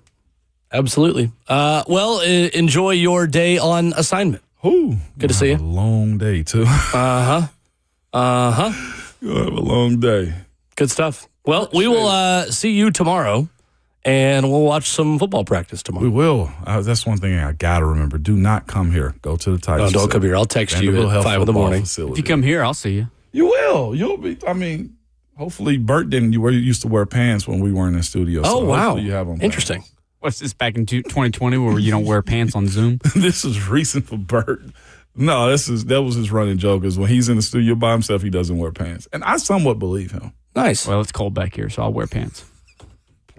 It is a little chilly in the building today. It is. I do love that, though. Buildings should be cold. It's really cold in the hallways, though, man. It's great. It's an icicle It's out fantastic.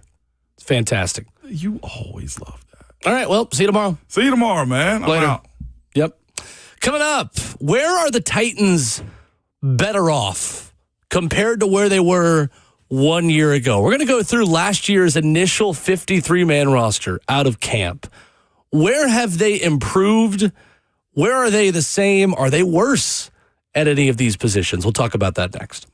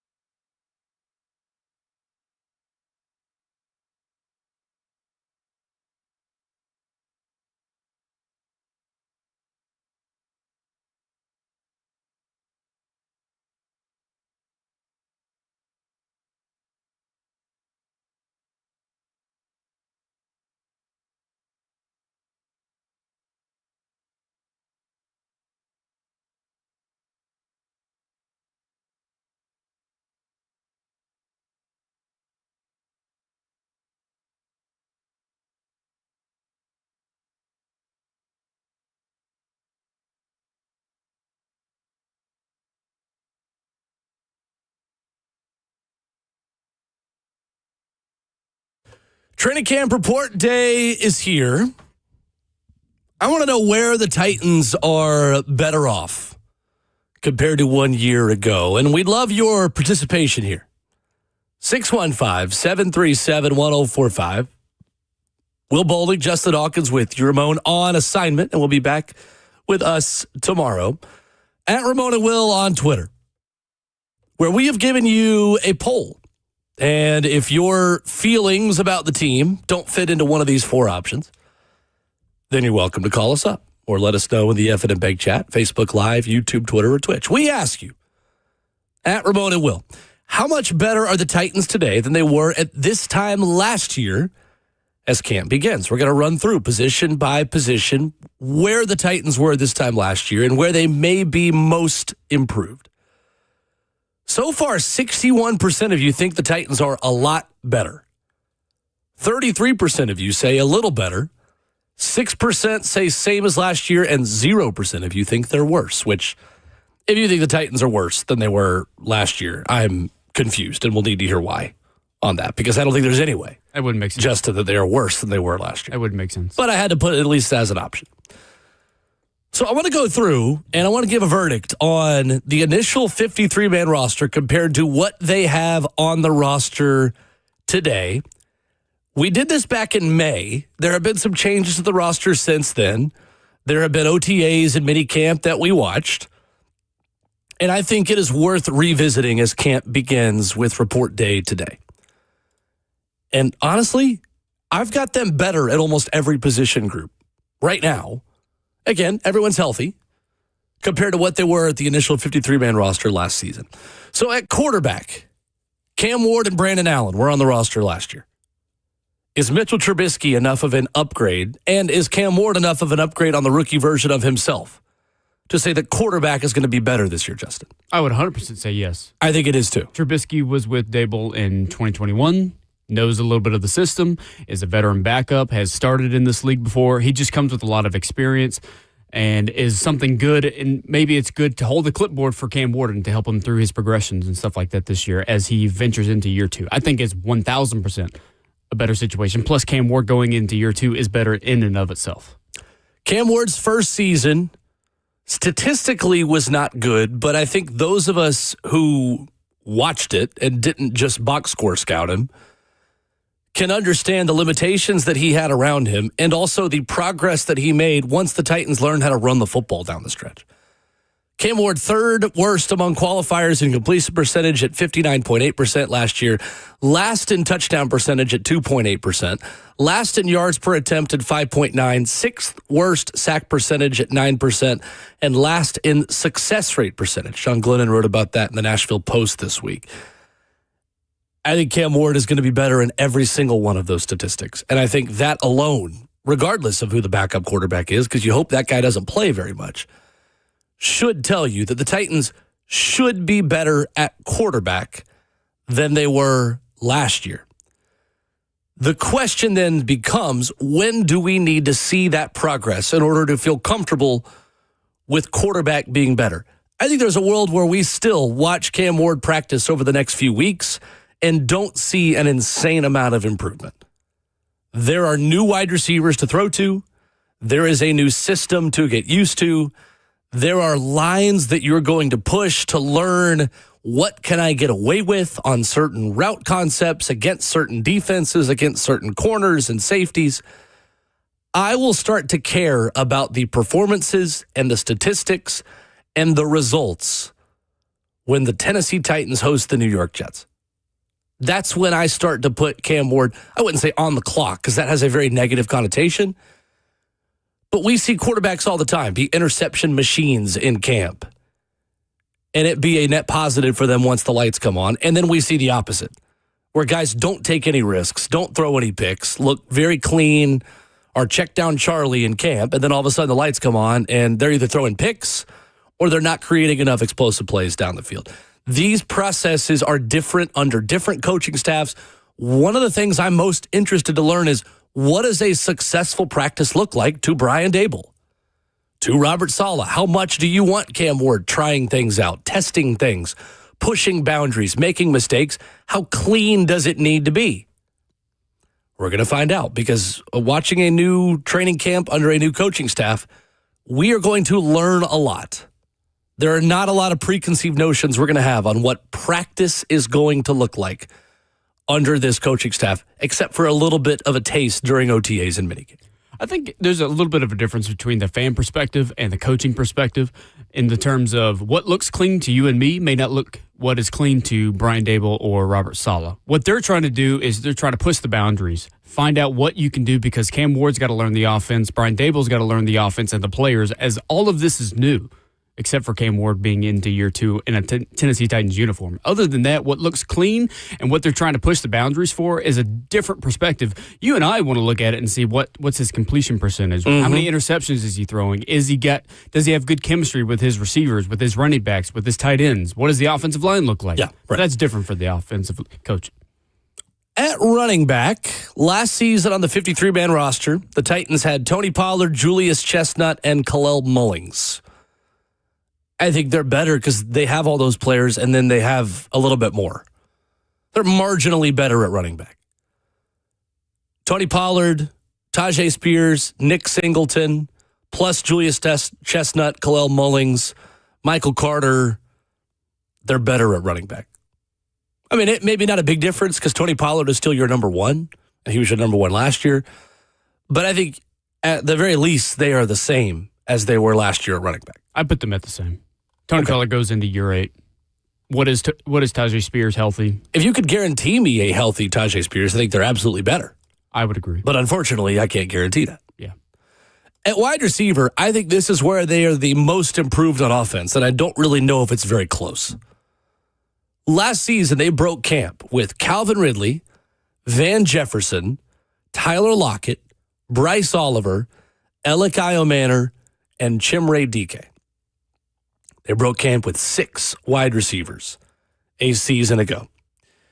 At wide receiver today, Elikai Omanor, Hank Beatty, undrafted out of Illinois, Chim Dike, Courtney Jackson, Mason Kinsey, Lance McCutcheon, Tyron Montgomery, Bryce Oliver, KJ Osborne, Xavier Restrepo, Calvin Ridley, Wan'Dale Robinson, and Carnell Tate. It's a pretty good rule of thumb that when your number one receiver a year ago is now wide receiver 3, you are better at that position.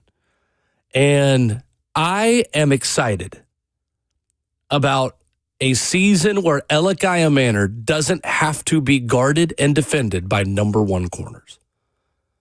I think that is going to be one of the most interesting parts of where this offense could be a lot better, is where the secondary option of Elikai Omanor against someone's cornerback 3 or 4 has an opportunity to be more productive with less targets this upcoming season. I think the floor has been raised significantly. What we don't know is how high the ceiling is, and that comes down to Carnell Tate and Wan'Dale Robinson. You can almost say the same thing for Calvin Ridley. How does Carnell Tate perform this season? How does Wan'Dale Robinson perform this season to where they would garner that 1 and 2 conversation? Calvin Ridley sit over here kind of free and open. I think it's true. I think it's true, too. I mean, because I remember watching in Denver, Pat Surtain follow Calvin Ridley all around the field last year. And Calvin Ridley is a solid wide receiver when he's healthy and when he's out there and in the flow and rhythm of the game. He is not the kind of receiver that is going to get his against a Pat Surtain, against a Derek Stingley, who you got to see twice a year, against a Sauce Gardner, who you've got to see twice a year. The question for me is the ceiling against guys like that. Can Carnell Tate immediately perform against number 1 corners? Because I think he's going to see a lot of them this year. You know how I feel about this. I think Carnell Tate today is the Titans wide receiver 1. It almost has to be. I don't think he has to be. I don't think he has to be. Drafted him to be. Because I think Wan'Dale Robinson is the guy that you signed to be wide receiver 1 in a lot of ways, too. Carnell doesn't have to be wide receiver 1. But I think he is. But you almost expect him to be. I do. I think I'm in the minority on that.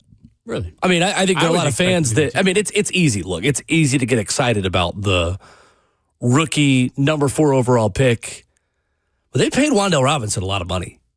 And again, the way we quantify wide receiver 1 matters as well, because I think Wan'Dale Robinson ends up with more catches.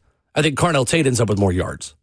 That's the way I see it today. I think Carnell Tate is the Tennessee Titans' leading receiver at the end of the 2026 season, and I think that he runs the type of routes that Cam Ward loves to throw. Yeah. Go run forward and get open. Yeah. I'll throw it to you. Watch. Yeah. That's Cam Ward and Carnell Tate. And Carnell's really good at running vertically and getting downfield. Led Power 4 in contested catch touchdowns. Cam Ward loves throwing the ball deep and throwing seeds. Yeah.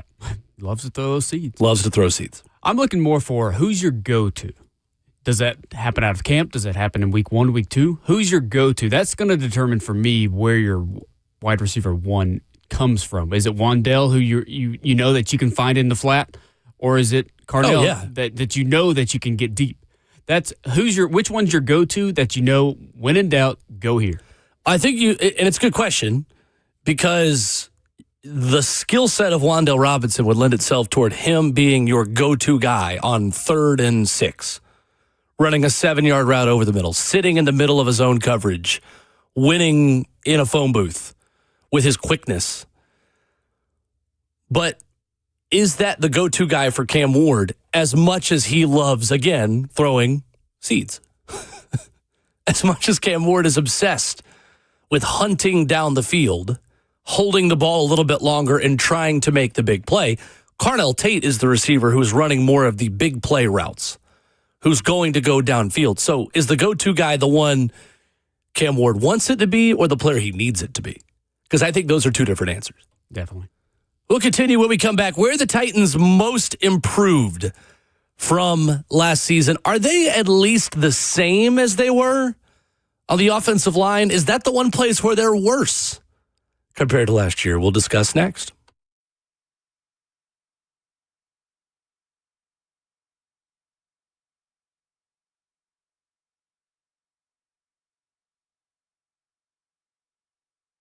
Maybe you have been thinking about moving around Middle Tennessee and you just don't want to deal with all the stuff, the packing, the details, the logistics, getting top dollar for your home, or maybe even worse, you have been forced into moving for work. You got to get into that new neighborhood. School's starting up. You want to get to that new school district. Bernie Gallerani gives you peace of mind because he handles all the details. Hey, it's Will Bowling. Bernie Gallerani Real Estate guarantees to sell your home in 30 days or less, or he'll buy it. Yeah, there's no risk to you. He'll let you out of the contract at any time.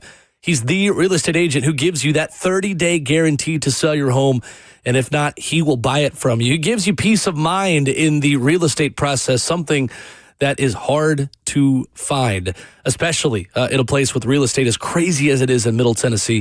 615-428-2644. Give Bernie a call.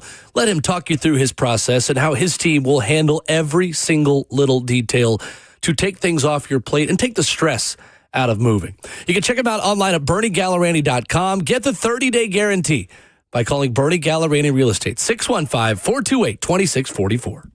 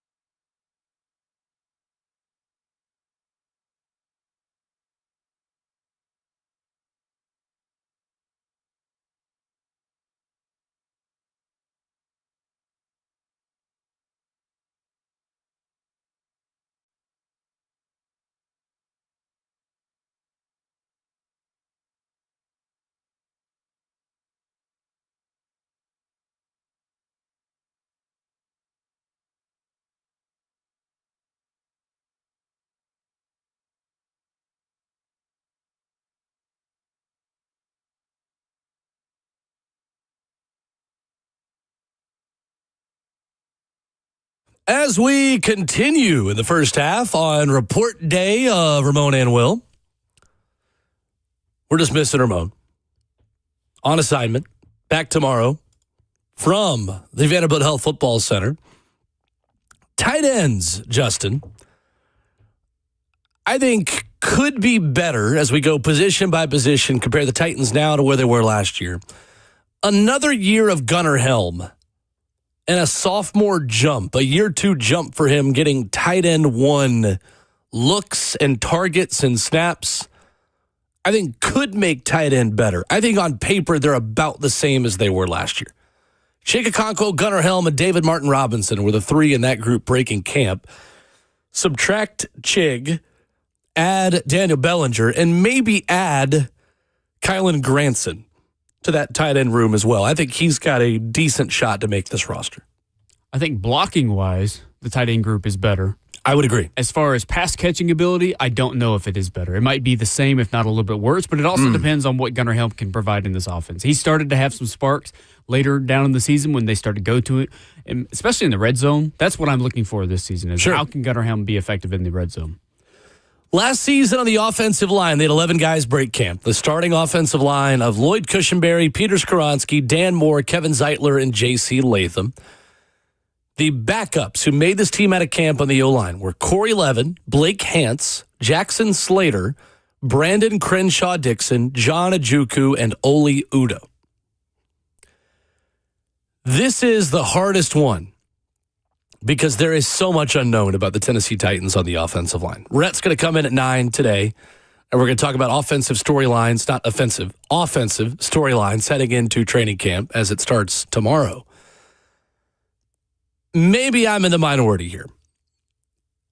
I think at worst, this offensive line is the same as it was last year. I think I am more down on what Lloyd Cushenberry provided this offensive line last season than most people. I think a lot of that was evident by how they ran the ball with Corey Levin at center in Cleveland. And the way late in the season, as Corey Levin played a little bit more, as Lloyd got healthier, they started to find more consistency on the ground. Am I crazy for thinking this offensive line room is better than it was last year? Well, I would say so, yes, because I'm going to say it's a little bit worse. Why is it worse? So going into camp, you knew who your starting 5 was. Mm-hmm. This year, you don't. You have a competition on. Is that necessarily a bad thing? Maybe, but you would rather be. You can know who it is, consistent. but those players can still be not good. For me, Sloatman's not have a long history of starting in this league. Yep. Where Cushenberry did, but he was coming back from an Achilles tear. You would think that he would be coming back fairly healthy and kind of continue his trend here, but it was awfully pretty bad. I would say it's a little bit worse just because you don't know what it is and what it could be. I don't like that. I would rather know than not know. I don't think unknown is necessarily bad because I think at least this year, well, no, but what I'm saying is this year you have options. Last season, you were more locked in to an older Kevin Zeitler at right guard.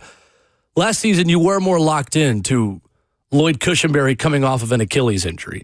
At least have competition at those two places, which in theory should make those guys better. Doesn't necessarily always work out that way. True. For me, it comes down to J.C. Latham. I am going to bet on J.C. Latham improving. It's year 3. It is the season where we most often see jumps for players who are really inconsistent in years 1 and 2 at the tackle position specifically. And I think that this offense is going to help him with more, as Ramon has talked about, protection by committee, more slide protections, moving the pocket around a little bit. I think a run game that you hope kind of picks up where it left off at the end of last season, and a lot of the run schemes that Brian Daboll is going to bring to the table is going to certainly prioritize things.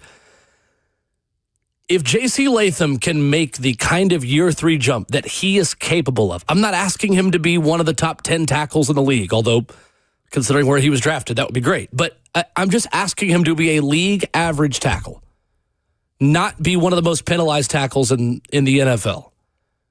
Then I think the offensive line is better. I know Austin Schlottman has only started 18 games in 7 seasons. I see Austin Schlottman as the Giants' version of Corey Levin. This offensive line looked better with our version of Corey Levin, being Corey Levin, It did. last season. And the guy knows the system. Yes, I'm worried about right guard, but if they're marginally worse at right guard and still better at center and better at right tackle, then I think this offensive line is a little bit better than it was last year. Yeah, That's how I arrive at them being a little better. The unknown doesn't always have to be bad. I'm just not a good person with unknowns. And Okay. especially at the right guard position when it just doesn't, it looks pretty bleak. And you might end up trusting your rookie right guard than you would trust Volson. Sure. That's just my opinion. We'll see. We'll see. I think it's going to work out the way it did in 2019 at right guard. When they started the season with Jameel Douglas and Nate Davis was thrown in about 4 weeks into the season on Thursday Night Football in Jacksonville. A night where Adoree Jackson had one of his many muffed punts as the Titans punt returner, and I believe also lost that job. But I think that's what you're going to end up doing is go with the higher floor player at first, and then ultimately turn to the higher ceiling player sooner rather than later. I think by the end of November, either Jackson Slater or Fernando Carmona is the starting right guard. You almost could say that at center as well with Pat Coogan. I'm not going that far. I think Pat Coogan's the third center on this team right now. I think Andre James is the second center, considering he's played for Carmen Brasillo before and is, again, a little bit more of a high floor player who's been around. I mean, he's got 8 years in the league. I think Pat Coogan's a little bit more of a developmental player long term. And look, if Pat Coogan ends up being a backup who was drafted on day 3, then yeah, that's what day 3 picks are for. That may be what he is at this league. But I'm not as eager to throw him into the fire as I am Carmona or Slater at right guard. I think there's a little bit more there for right now. But I will defer to the opinion of the offensive lineman that is also on this show for that. Fair to say. Fair to say. And I'd be an idiot if I didn't on that. So that is the Titans offense. I think the Titans offense is pretty improved. I think the offensive line's growth is pivotal here. Because if the offensive line does end up being worse, we may not really get to see the growth at wide receiver. We may not get to see the growth at running back. We may not get to really see the growth at quarterback, which is ultimately the priority of this season, and knowing you've got your guy more confidently and Cam Ward playing better. So that's the story of camp, Justin. That's where we're at. We'll do defense tomorrow, but that's where we're at on this team.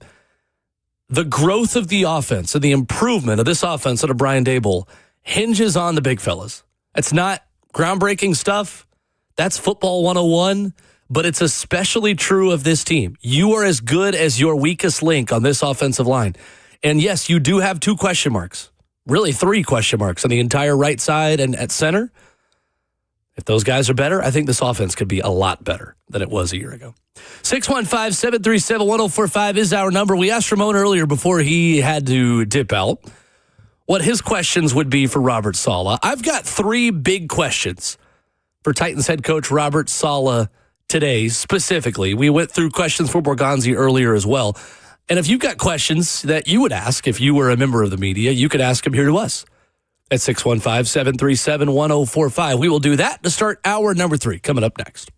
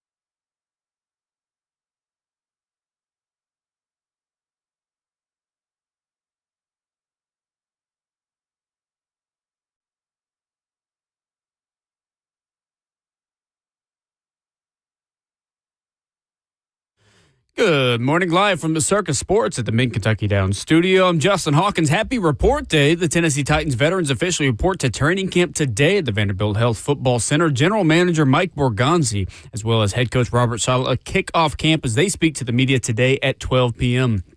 The first practice, which will be open to the media, is tomorrow. And by the end of the day today, all 32 NFL teams around the league will have reported to camp. Titans also made a transaction on Monday as they signed former Chiefs cornerback Najee Johnson while waiving cornerback Latrell McCutcheon Sr.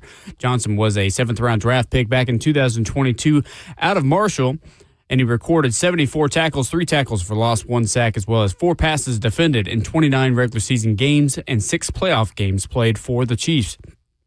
And NFL news yesterday, Buccaneers two-time Pro Bowl defensive tackle Vita Vea requested a trade, who had hopes for a long-term contract, but the discussions with the team had stalled. Now Vea wants out of Tampa Bay as he enters the final year of a $71 million contract extension he signed back in January of 2022. For all your foundation repair and waterproofing needs, you got to go to USSTN.com. Breaking news at once in your home for the Titans and Vols. This is 104.5 The Zone.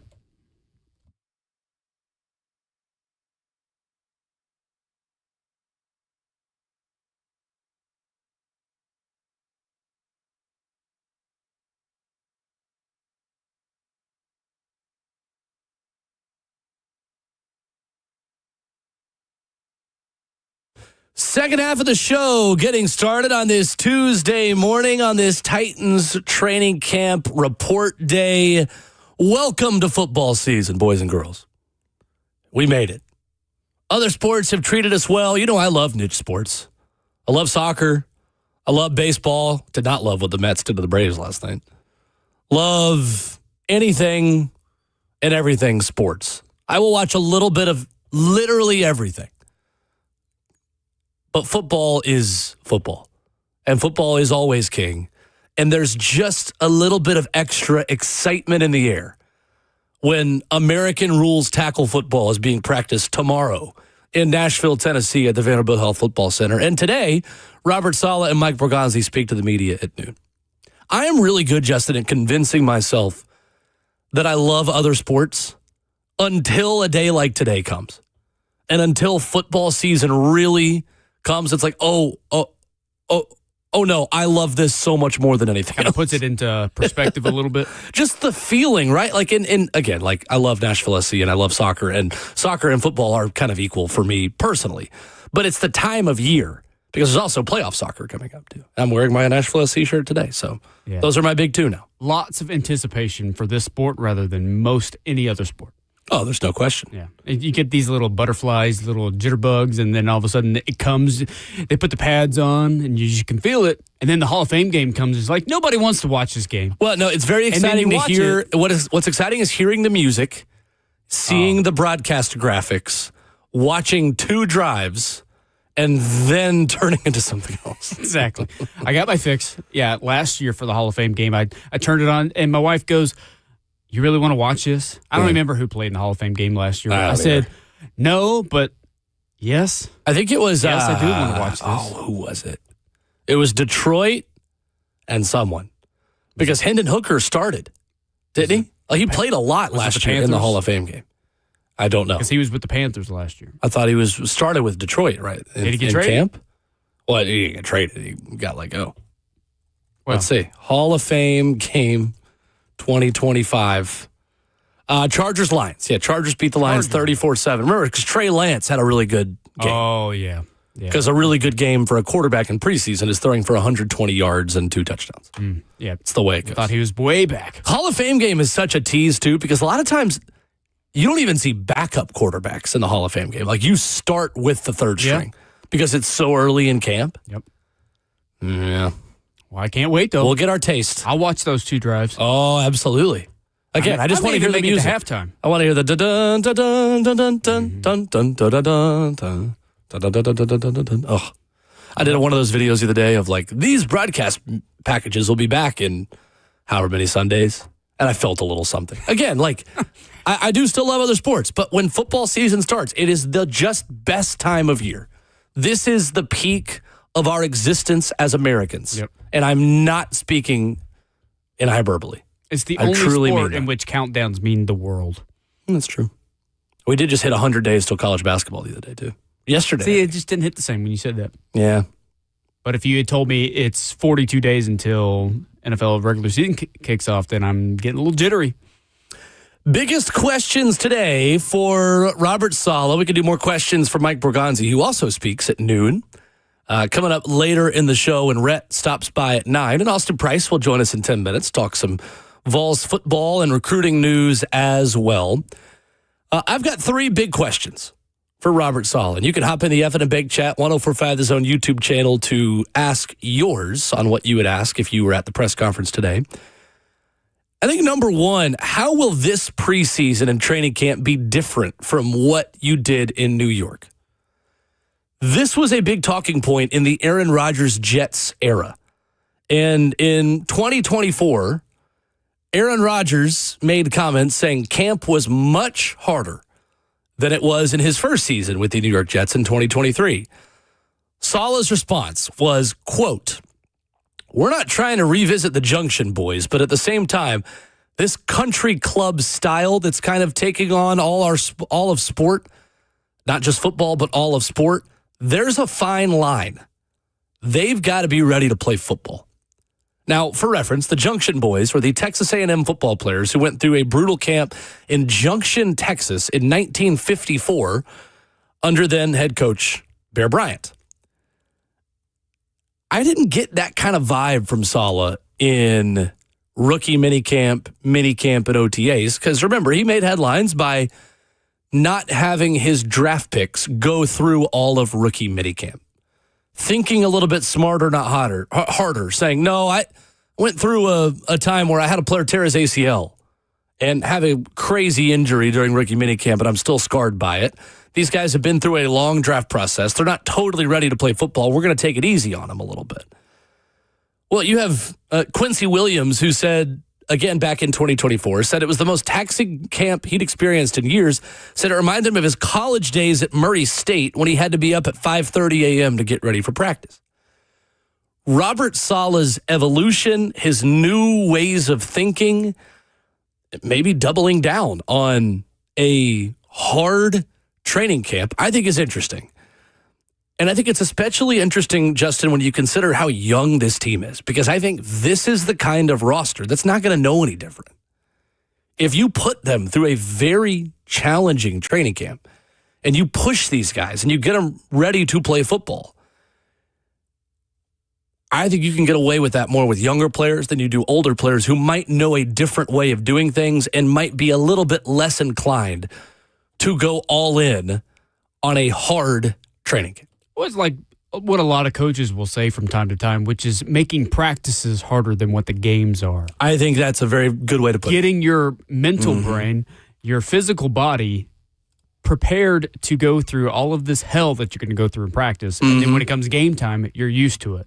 Maybe it's a little bit easier. That's obviously easier said than done, but maybe it is that way. I'm also looking for how does the ramp up period begin? Because if he's doing this for the rookie minicamp, how is he doing it for training camp? You saw last week with the Carolina Panthers and Nick Scourton already tearing his ACL for the Panthers. You don't want this to happen. You want this to be a nice ramp up period. You want to have a progressional period. So it's called prehab, right? You want to do a little bit of prehab early in training camp.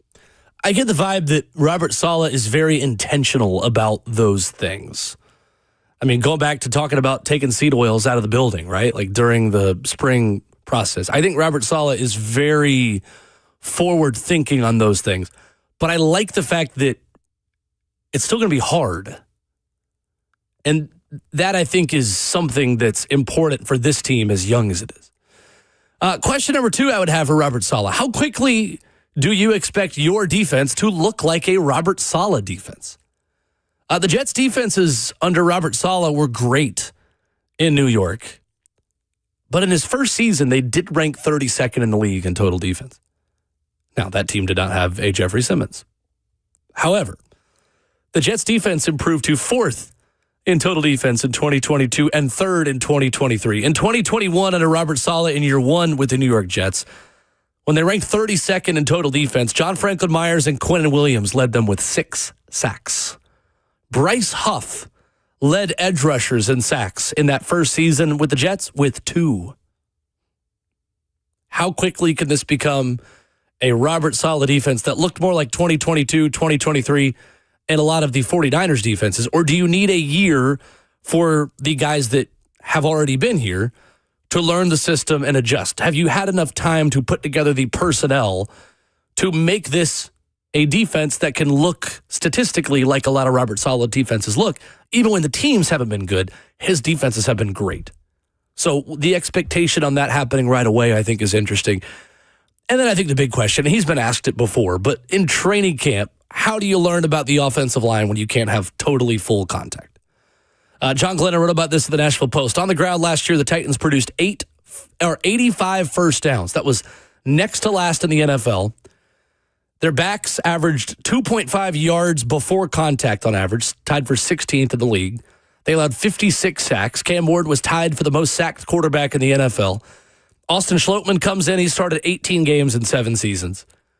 And Cordell Volson, injured all of last season, 41 pressures allowed, 5 sacks, 6 penalties taken on average in 3 years from 2022 to 24 in Cincinnati. How do you hold an O-line competition when you can't totally finish blocks and totally be as physically as you will in a football game?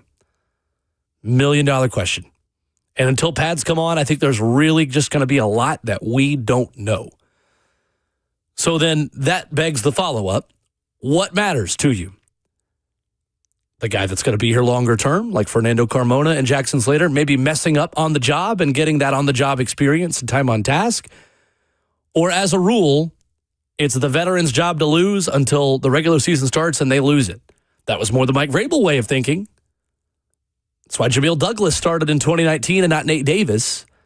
How does Robert Saleh feel about a rookie starting in week 1 that's not Carnell Tate and not maybe Anthony Hill Jr., who I think is also kind of splitting a starting role? It's that kind of philosophical stuff that we really don't know about Robert Saleh yet that I'm excited to find out. Quickly, any other questions you would have for Robert Saleh today, Justin? Yeah, maybe just like the cliches of, you want to be fast and violent. That's what you said in the offseason when you were hired on to here. So what does that look like in training camp? What does the rotations of the position battles look like? Just explain to me fast and violent. What are you looking to get out of camp? What does a fast and violent practice look like? You're finding your identity. Sure. I think it's solid. We are 1 week away. Yeah, again, goal of the season. Solid. Putting the Saleh in solid. Austin Price talks Vols with us. 1 week out from Tennessee fall camp. Where does the quarterback battle stand, and has anything changed over the summer? We'll talk about that with Austin Price coming up next.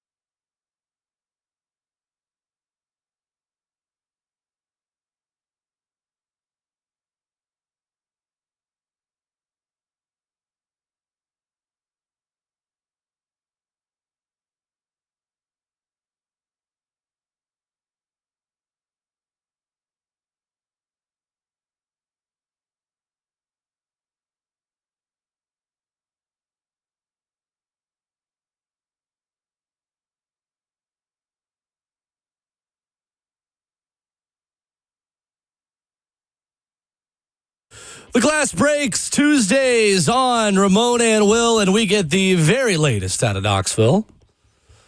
Ramon is out, so I'm flying solo the rest of the morning. Rhett Bryan's going to come in at 9 o'clock. But right now, we are pleased to be joined by our good friend Austin Price of VolQuest and On3, a week away from fall camp in Knoxville. Austin, good morning. How are you? What are we going to talk about now? I mean, I don't. We've exhausted the David Gabriel George's deal, right? I mean, it's a new era. It is a new era, Austin. I figured we could just preview the BA Baylor game coming up on August 20th, right? Like, Tennessee fans are going to be as interested in that high school football game as any high school football game outside of like Maryville, Alcoa ever. Absolutely, and it's going to be on TV, and Tennessee fans will be able to watch it and see Kenny Simon and Keyshawn Bowman and David Gabriel George, and heck, there's some underclassmen in that game. I think Tennessee fans will be excited to watch, and on both sides, and so it'll be an exciting Thursday night. Yes. To kick off the season. Well, Austin, I wanted to start by giving you credit and giving you your flowers on the way you and the entire team at VolQuest covered this recruitment from the beginning all the way to the end. And the content, the interviews, the just work that you guys did was fantastic. And you were consistent on David Gabriel George and where Tennessee was in this recruitment when many other people weren't. And you guys were all over this. As we do kind of wrap a bow on it, Austin, and move on, what stands out to you the most about the way DGG handled this recruitment and what made these relationships and this recruitment specifically unique? I think for him, he just, kind of sat back and watched it all, kind of happen around him. And I don't think he ever got super worked up by anything and really enjoyed the relationships on all sides. And even on the Ohio State side, he was extremely close to the Carlos Lachlan. But that was about it. I mean, I think Lachlan kept Ohio State in it, when Tennessee was, even with Tennessee out in front for the longest time. The Ohio State people are going to say that this was a late deal, it was a money grab and all that stuff. And again, go back to our site. We've been saying that Tennessee was the leader for this kid for well over a year. So they've been the leader because they did build good relationships. And then when they got to the official visit and the money talk happened, I mean, Tennessee brought it. They did bring a great financial package for DGG, and that just solidified it even more. But his relationships with Darrell Sims and Josh Heupel, and then the one he, quickly built with Derek Owings, were very impressive, and just super impressed by, the way the kid kind of handled himself throughout the process. And I think probably a little bit of the language barrier will help him because he didn't get caught up in a lot of the chit chatter out there and all the talk on X and all that stuff. He just kind of focused on trying to figure out where he wanted to go to school, figure out what was the best fit for him, and go from there. One thing's for sure, when we talk about VolQuest being the authority for Tennessee athletics, this recruitment is a great example of why. Austin, you mentioned about what else we have to talk about. I mean, as well as we do, it's quarterback battle time now as fall camp starts in a week, with 1 week until practices really ramp up and this competition takes its next steps. Has anything changed, Austin, over the course of this summer? Have George or Faison taken any kind of lead in this thing right now? No, I don't believe so. I think both have put their nose down, put their head down, kind of went to work. And Faison's dramatically bigger. George is bigger, and I think how they manage the offense, how they process things, the decision-making in fall camp, specifically those first couple of weeks, those first couple of scrimmages, will probably tell the tale of how this thing plays out. But as we sit here right now, I know everybody's going to have Faison as the man to beat, and I understand that line of thinking, but I don't think it's totally solidified because I think Faison has got to go out and earn it and prove he's the guy, and George has to go out there and try to win it. So I think, if all things are equal after a couple of weeks, you're probably going with the kid with the more upside, which I would tend to believe it'd be Faison just because of what you can do in the offense with him because of his size and his running ability. But that's not to say George McIntyre can't win this starting job, because I do think he can win it. He just has to be he has to go out and be better. He has to go out and make good decisions and be a playmaker. At the end of the day, you have got to be a playmaker in this offense. If you're not a playmaker, then you're a manager, and a manager's not going to win the job. Austin Price of Allquest, our guest, at Austin Priceless on Twitter. What is the first moment or checkpoint, Austin, in this competition? First scrimmage, first week? When do you see things starting to materialize a little bit? And is there a specific day of when that first scrimmage is going to be during fall camp? Yeah, I do think that it goes back to the scrimmages. It goes back to the ability to process. And then they do a lot of 11-on-11 work during fall camp and even during spring ball, during practice. But I think for both these quarterbacks, it's how they do when the bullets fly, when they are in scrimmage mode, and not when they're out there in routes on air or 7-on-7 stuff where it's just linebackers. I mean, what's it look like when the quarterback has Marion Dye or Xavier Gillum or whoever breathing down his neck? That's going to be, to me, when things really start to separate for somebody over these first couple of weeks of fall camp. Austin, Derek Owings made headlines with his Instagram post about going from 12 to 47 players with a max speed over 21 miles per hour this offseason. It feels to me, Austin, like this is one of those things that we're talking about locally that maybe the average SEC or college football fan isn't privy to as much, but I think it's a very big story on just the strength program and how much stronger and faster this football team could be.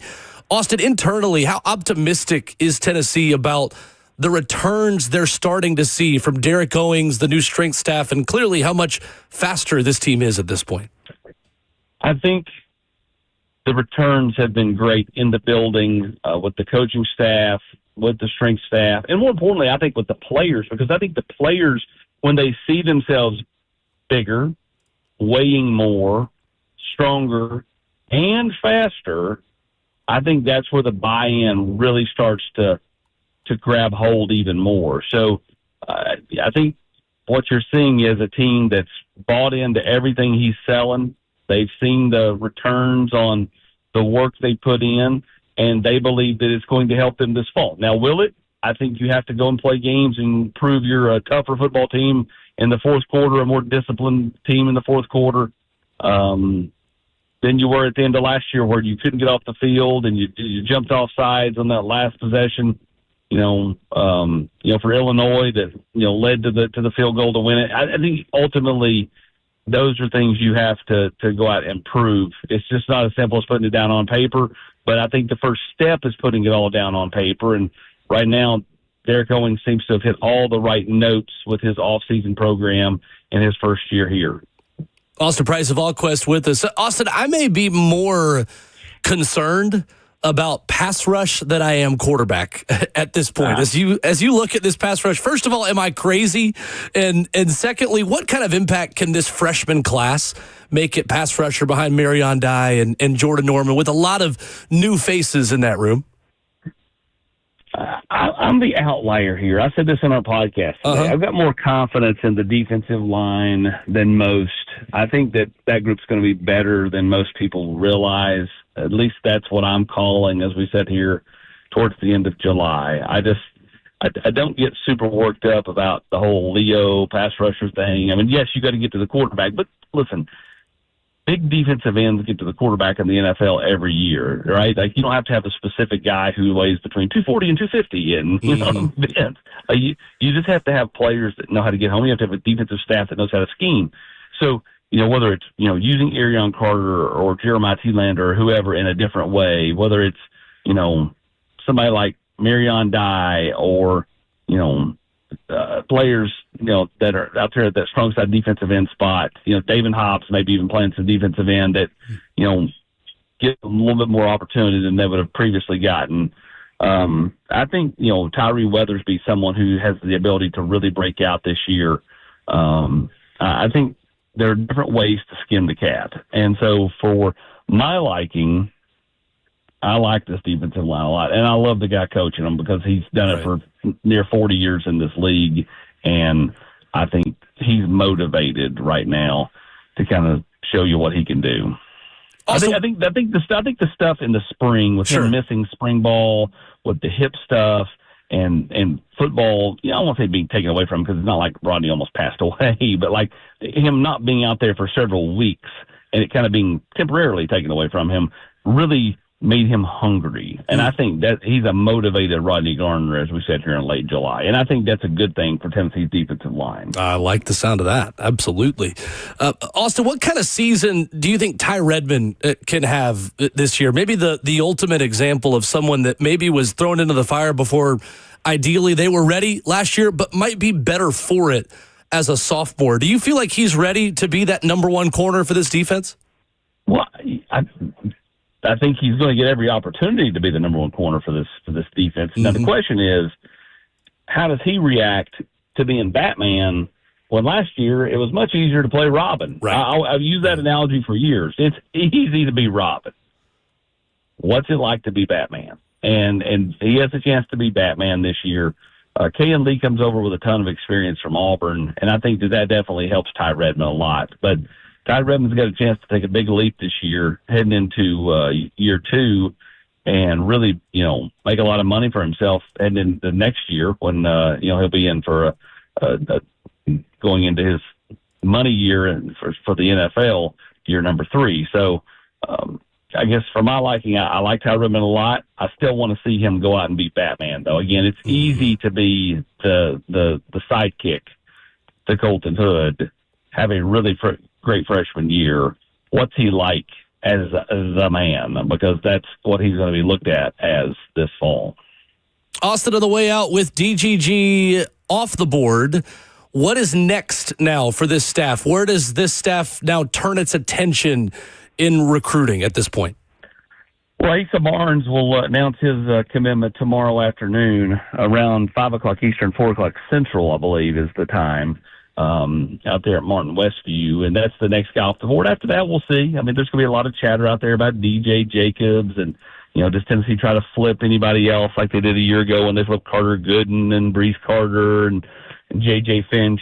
Is there anybody else there like that? So we'll see. Again, I think you got to get to the season and, get to playing some games on most of those guys. With a guy like DJ Jacobs, Ohio State's, they've made a huge investment there in him. Tennessee's got some really long-standing relationships there due to Rodney Garner coaching his father at Georgia many moons ago. So we'll kind of see where it goes. But listen, Tennessee's going to be evaluating a lot during the early high school season, and we'll see if they make a push there for anybody. He is Austin Price. Tuesdays at 8:20 here on the show at Austin Priceless on Twitter, VolQuest.com, the place to go for the absolute latest on Tennessee athletics as football fall camp begins next week. We will talk to you next week, Austin. Thanks so much. Appreciate it. Thanks, Will. Yes, sir. Austin Price with us here this morning. That is, I think, a great word on the defensive line and on Rodney Garner specifically. That's what I take away from Austin this morning. If you get a hungrier version of Rodney Garner, who was off for a little bit in the spring, and you have a defensive line that you feel comfortable with, then I think this defense could be pretty good. I think it all hinges on the big guys up front, because I like the additions they've made in the secondary a lot. And I like Jim Knowles.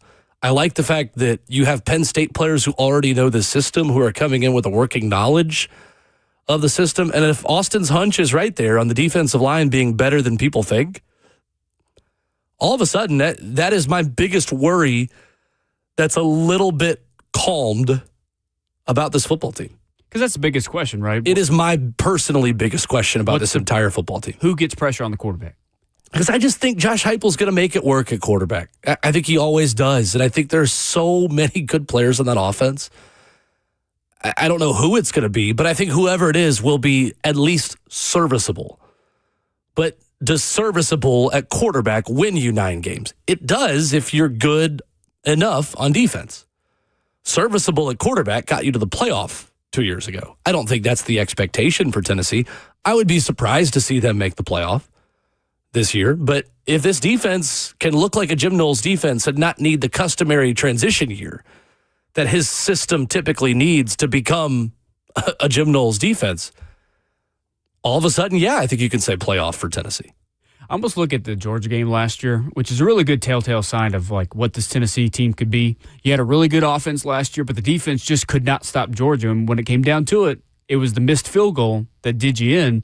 But if you had a couple stops down the way there, then your offense was going to take care of business. Well, it wasn't just the missed field goal though, but think about why the field goal was missed, because they had the false start penalty right before it. Like, it was a little mental thing, and just the overall toughness of that football team wasn't up to the standard it needed to be. Right. That's why Derek Owings is there now. Yeah, I mean, that is it.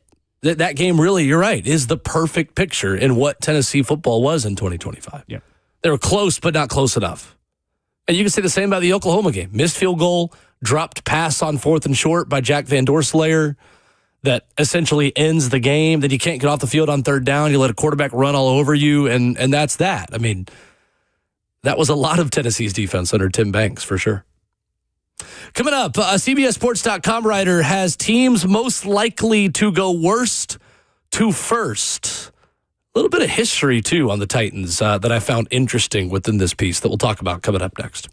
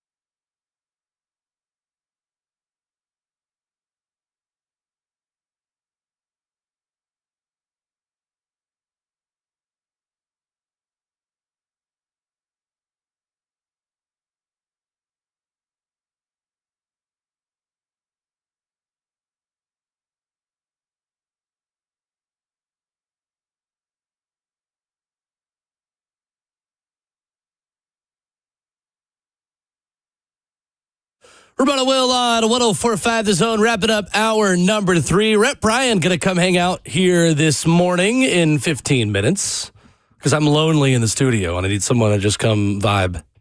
Just come hang out. Yeah, me being across from the glass does nothing. Yeah, it's a different room. Different room. We're going to talk offense today with Rhett. We'll talk defense tomorrow. And we will be at training camp tomorrow. Vanderbilt Health Football Center will host us the rest of the week, in fact. Wednesday, Thursday, and Friday. Practice will start after we are done. So I know in the past we have narrated the last hour of practice and done play-by-play and talked through things. We will not be doing that this year because practice will be starting after we're done. So great for us. We will have our undivided attention given to the Tennessee Titans at training camp after we conclude this radio program. I'm talking about lonely. Rest of the week? You gone? Uh-huh. Leave me all by my lonesome? See you Monday. Actually, will we even see you Monday? Because we might be back at camp again Monday. Yep. We will see you next Wednesday. That's actually crazy. It's our last show in studio until next Wednesday. I'm going to be craving some human interaction. I know. Pause. We'll just FaceTime you in. There you go. Well, you've got a little human that's a 1 month old. Should I bring him into the studio? Yeah, we would never know the difference. We would never know the difference. Just, Fair. Who's to say? He makes these little coo noises. Nice. Well, Turned a month old yesterday. I know. That's what I'm saying. Wild. Already flexing on Big everybody. milestone. That's Yeah, right. It's crazy. I love it. Flies by, I'm sure. Sheesh. So John Breach, the CBSSports.com, ranks teams most likely to go worst to first and has a little bit of a history nugget on each of these teams, including the Titans, who he says has the 5th best chance to go worst to first. And his history nugget is this.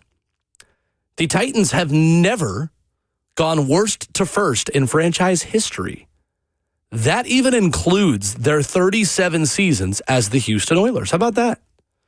So since moving to Tennessee in 1997, the Titans have never made the playoffs in a season after they finished in last place. Not trying to alarm anyone. These trends get broken all the time. Just giving you a little bit of history and context. As John Breach writes at CBSSports.com, he says, Titans have upgraded at almost every position with the additions of Jermaine Johnson, John Franklin Myers, Jordan Elliott, Alante Taylor, and Cordell Flott. Second-round pick on Anthony Hill. On paper, this team is absolutely better than it was last year, he says, but that's not saying much, considering the Titans won just 3 games. The Titans still aren't a great team by any means, he says, but the good news is you don't have to be great to win the AFC South. See, I disagree with that. I think he is basing that off of 2021, 2016, and 17. He's basing that off of Titans-Jags Thursday Night Football, take your pick on 40-year-old Colts quarterback, and bad Texans teams. This is not that division anymore. I think the Texans have the best defense in football. I think the Colts, when Daniel Jones was healthy last year, which, again, can't guarantee he's going to be healthy this year, but Colts were the best team in football when they were healthy last season, and neither of those teams won the division. It was the Jags who won the division, and were pretty close to beating the Bills and putting themselves in position to play for an AFC championship game. So I think that is totally off base to say you don't have to be great to win the AFC South. No, I think you do have to be great to win the AFC South now. I think that's a little bit of an outdated opinion. Do you? I do.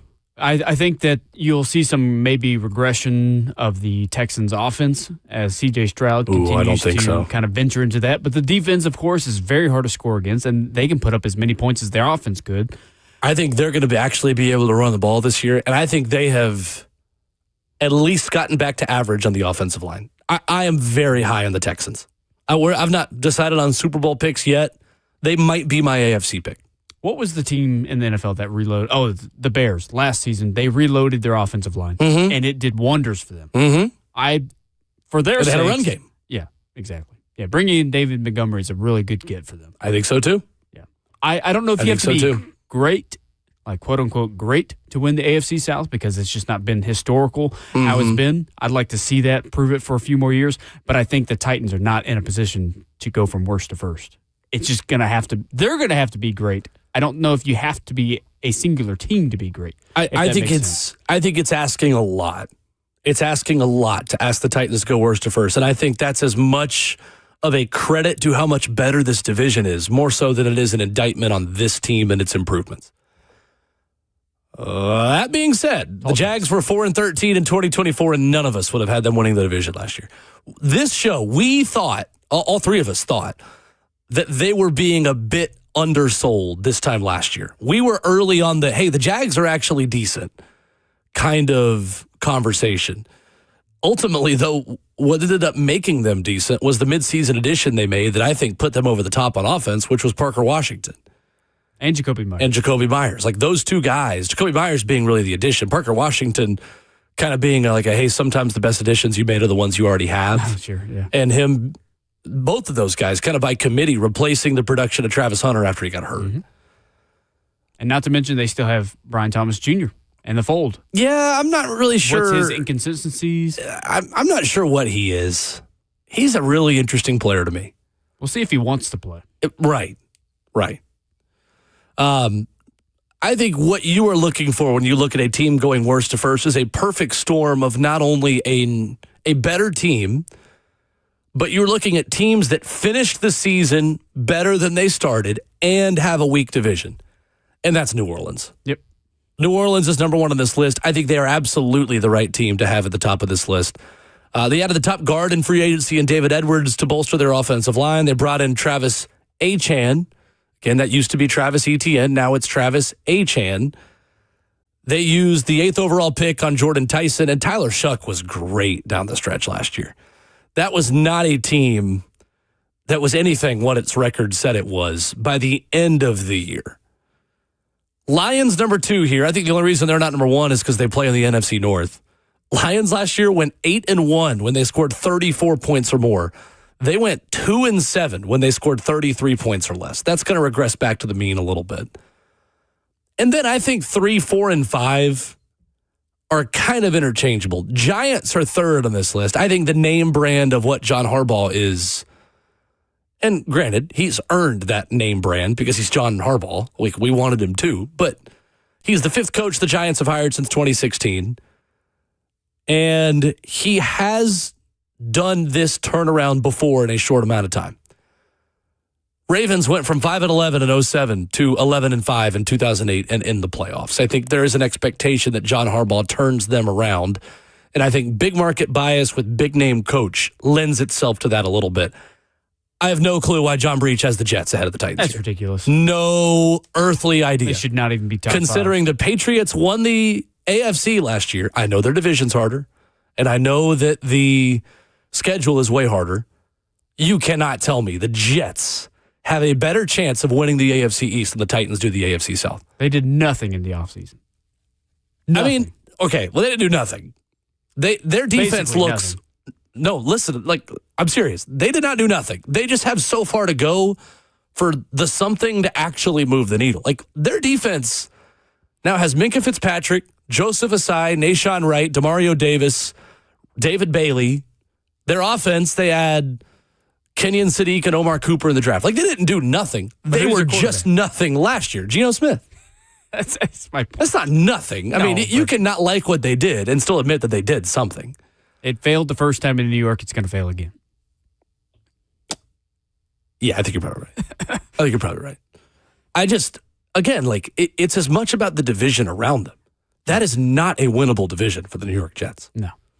I mean, again, if this is the take your pick on any mid-market city, if this is not Kansas City is a bad example because they've kind of turned themselves into a large market team. If this is the Carolina Jets, heck no, we're not talking about this. This is New York bias, 100%. Yeah.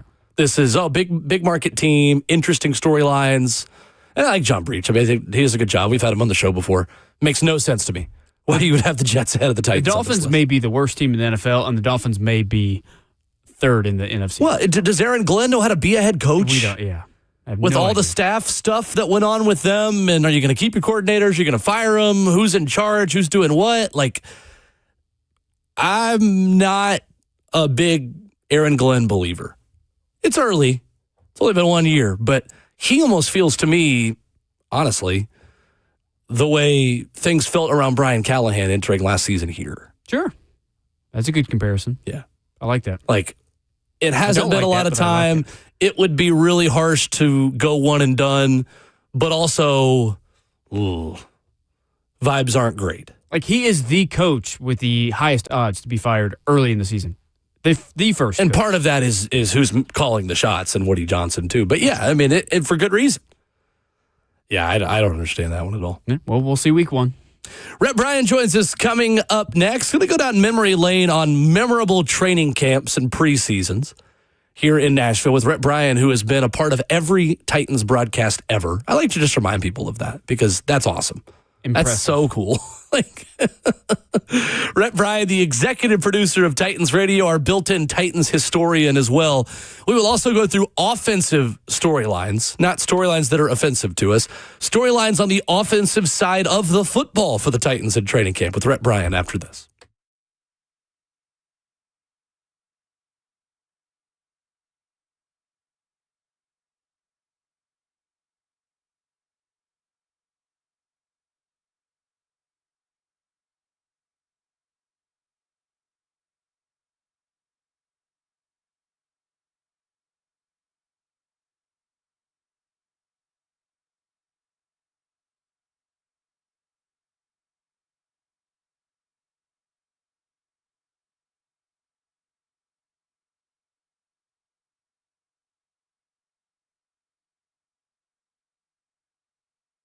Hey, what's going on? It's Will Bowling from my friends at Fleet Feet Nashville. This weekend is tax-free weekend at Fleet Feet Nashville. This is a great time to get ready for back to school. Get your kids that new pair of shoes that are going to be comfortable walking around the hallways, playing outside, maybe at recess, or maybe you're getting ready for the new sports season. You want those joints, you want the hammies, you want everything feeling up to A+. Well, Fleet Feet Nashville is the place to go because Fleet Feet doesn't just get you the best shoes out there that you can buy.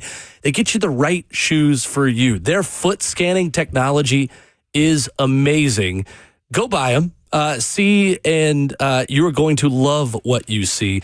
Not only just the shoes, the inserts, the socks, the gear. Mom and Dad, you can go get some new shoes for you as well to take to the gym or to wear around work.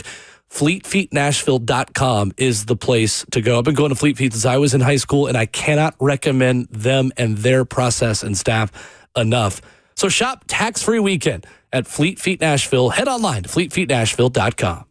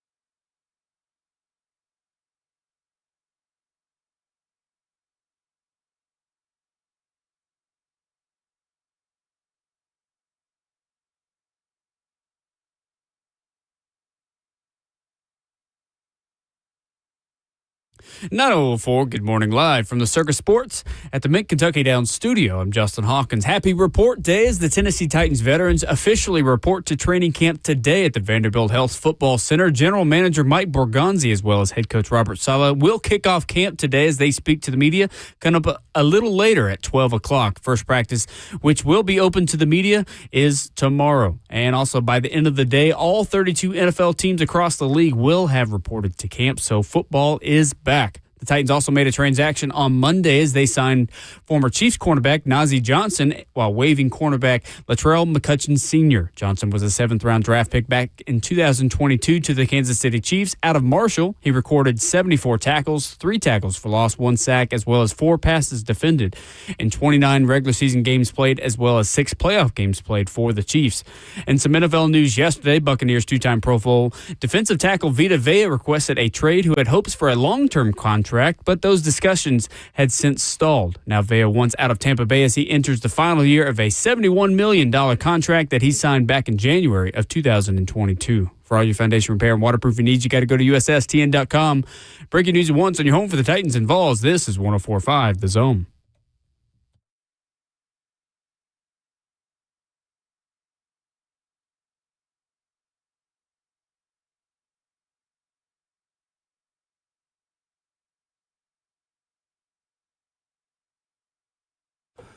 Away we go into the final hour of the show. Fourth quarter, fourth hour.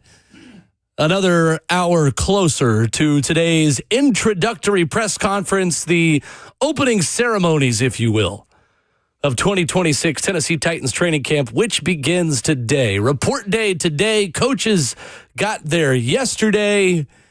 And today at noon, Mike Borgonzi and Robert Saleh speak to the media. You will be able to hear that live right here on 104.5 The Zone on the Buck Rising Show.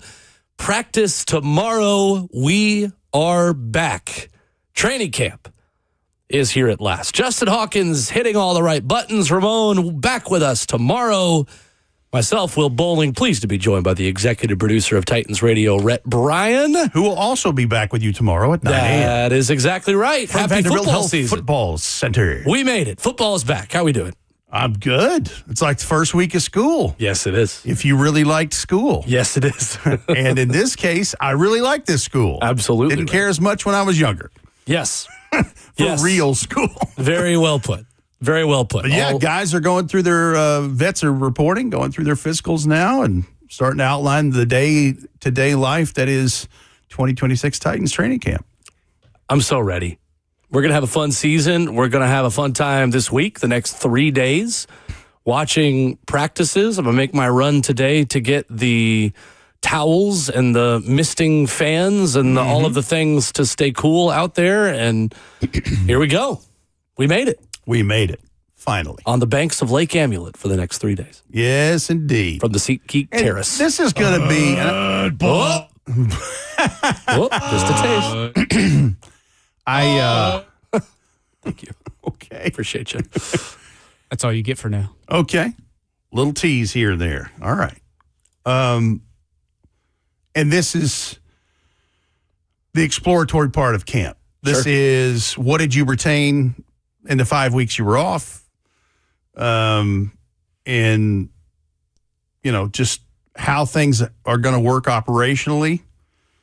And this will be, that's why I personally don't put a whole lot of stock into people's takeaways in these first 4 practices, because this time a week from now, the pads are on. That's right. Little different party. Right.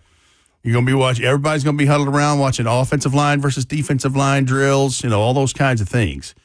The big thing as we get into this hour of talking Titans training camp is I want to see what is the intensity level and the operational parts of a Robert Saleh training camp practice. Because you have gotten a taste of that. We have gotten a taste of that during OTAs and minicamp, but you really learn what practice is like for a coaching staff this time of year. And from his Jets days, and from what Jeffrey Simmons told us at his golf tournament about a month ago, a Robert Saleh training camp is one you better be in shape for. It is a tough training camp. And I think for where this team is right now and how young it is, that's exactly what this football team needs right now, is a tough training camp. The way I understand it and the way that it comes across and you remember in the last day of mandatory minicamp, Robert Saleh at the podium talked about the plan that each player had from the strength and conditioning staff. That is their runway to this point. Mm-hmm. It basically sounded like when you get out there, it's going to tell on you if you have just kind of done whatever through the summer. If you put in the work, it's going to show. You're going to be just fine. Right. And because intense is a word I'm hearing. So, yeah, let's see what this is like. Because, I mean, Robert Saleh seems like an intense guy now. He's an alpha. Definitely. So, better put your big boy pants on.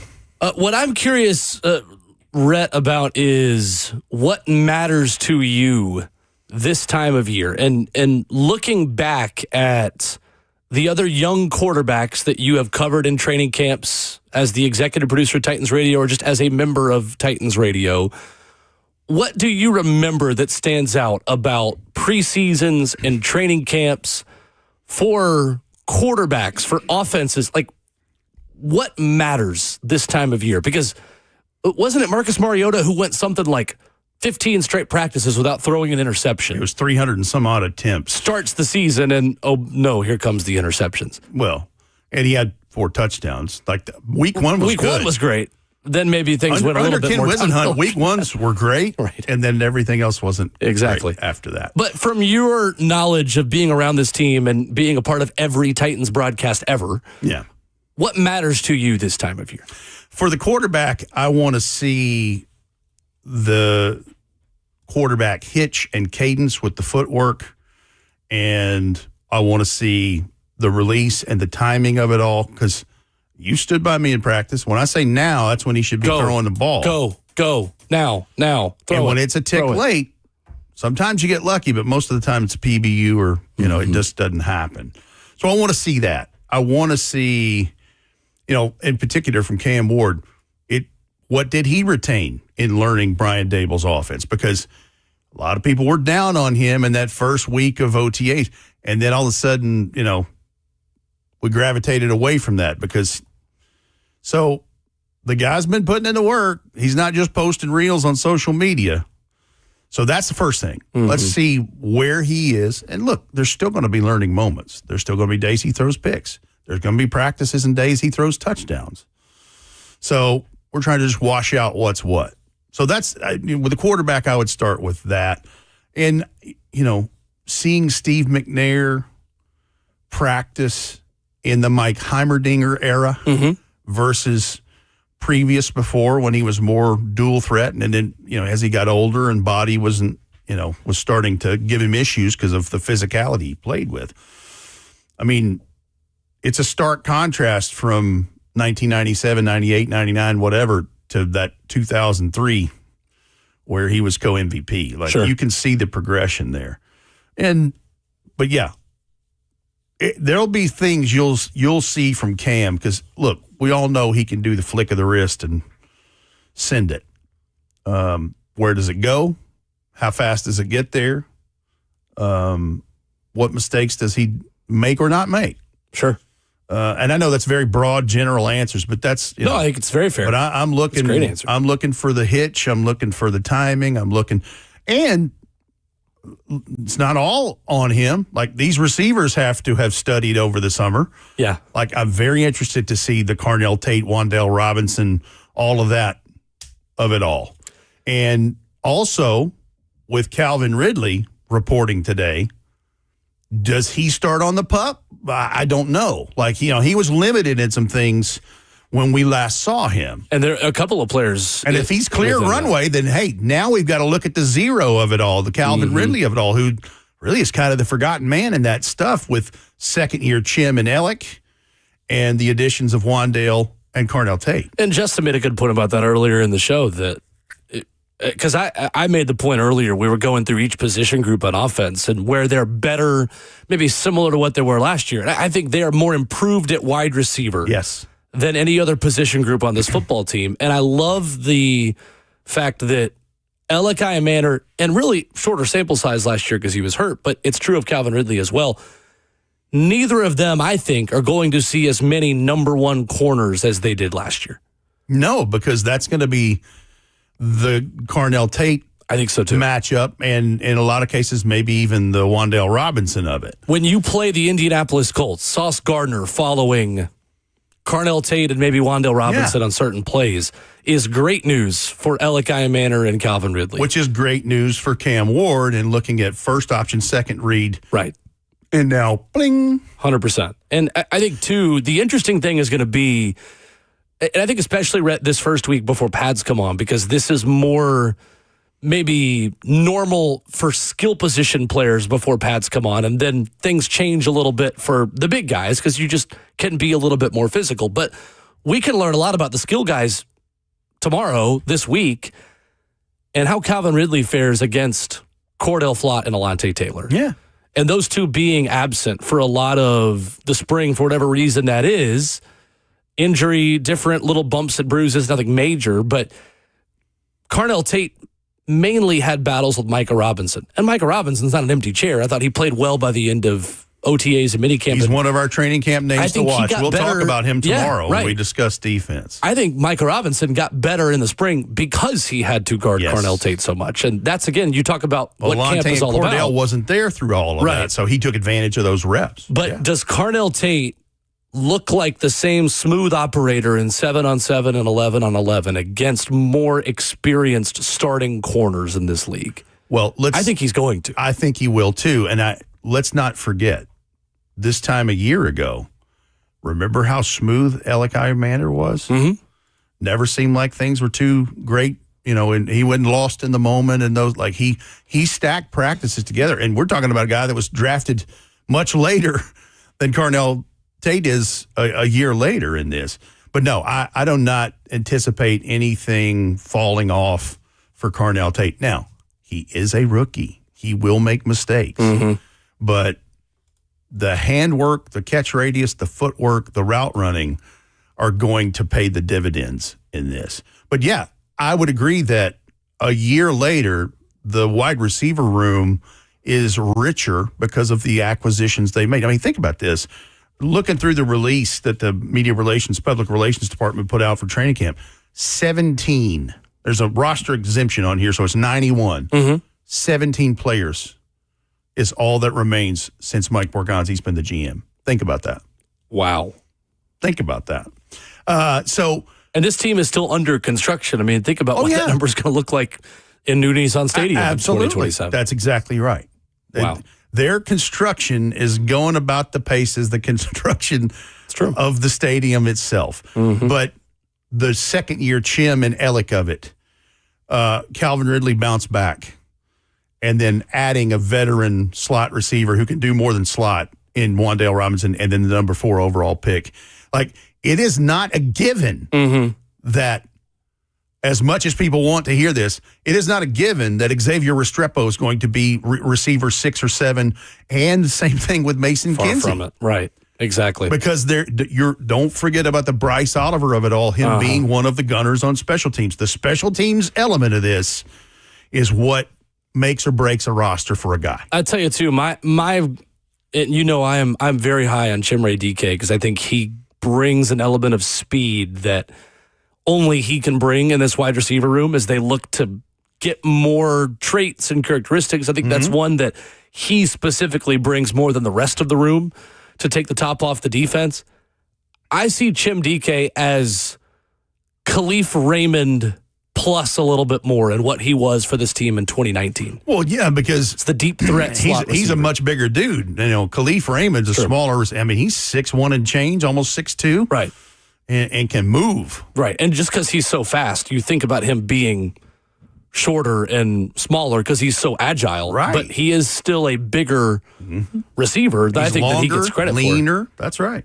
But that season in 2019, Rhett, when they made the run of the AFC Championship game, you had Adam Humphries as more the underneath slot option, and then you had your deep threat slot option, not slop.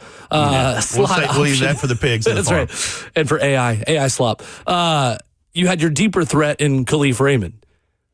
Could that turn into similar to what Wandale Robinson and Chimere Dike are together. And you have your more technician underneath and over the middle, and you have your deeper target that can run the slot fades, and you get a mismatch against a slower nickel, and you take advantage of that. And you're right. And that may be answered by whether they keep 6 or 7 receivers and what the numbers game ends up being. But you certainly figure that Jim and Wandale Robinson are on this, like, I don't think there's any, barring something unforeseen. No question. You can get to 5 wide receivers really quickly when you just go with the top 3 being Carnell Tate, Wandale Robinson, Calvin Ridley, Chim DK, Alakai Manor. There's 5 right there. That's an easy 5 that you feel like are in a Sharpie. Bryce Oliver is automatically 6 because of he is the gunner in Bones Fossil's special teams unit. Then you've got... There's 6 right there. Somebody who's a 7th one has got to also add you special teams value, and that's KJ Osborne. That is also Mason Kinsey. Xavier Restrepo, Tyron Montgomery, who's kind of in some ways the new Look, at Mason the end of the Kinsey day, type. Some of these names you mentioned are going to be on the roster week 1, and some are going to be on practice squad. And get ready to learn Hank Beatty's name as well as another slot option. As we approach preseason and joint practices, yes, there will be names that need to be mentioned. Rhett Bryant in studio with us, running through the top offensive storylines. Again, not the storylines that are offensive to us. The storylines on offense for the Tennessee Titans as training camp report day is finally upon us. We'll do that with Rhett Bryant coming up next.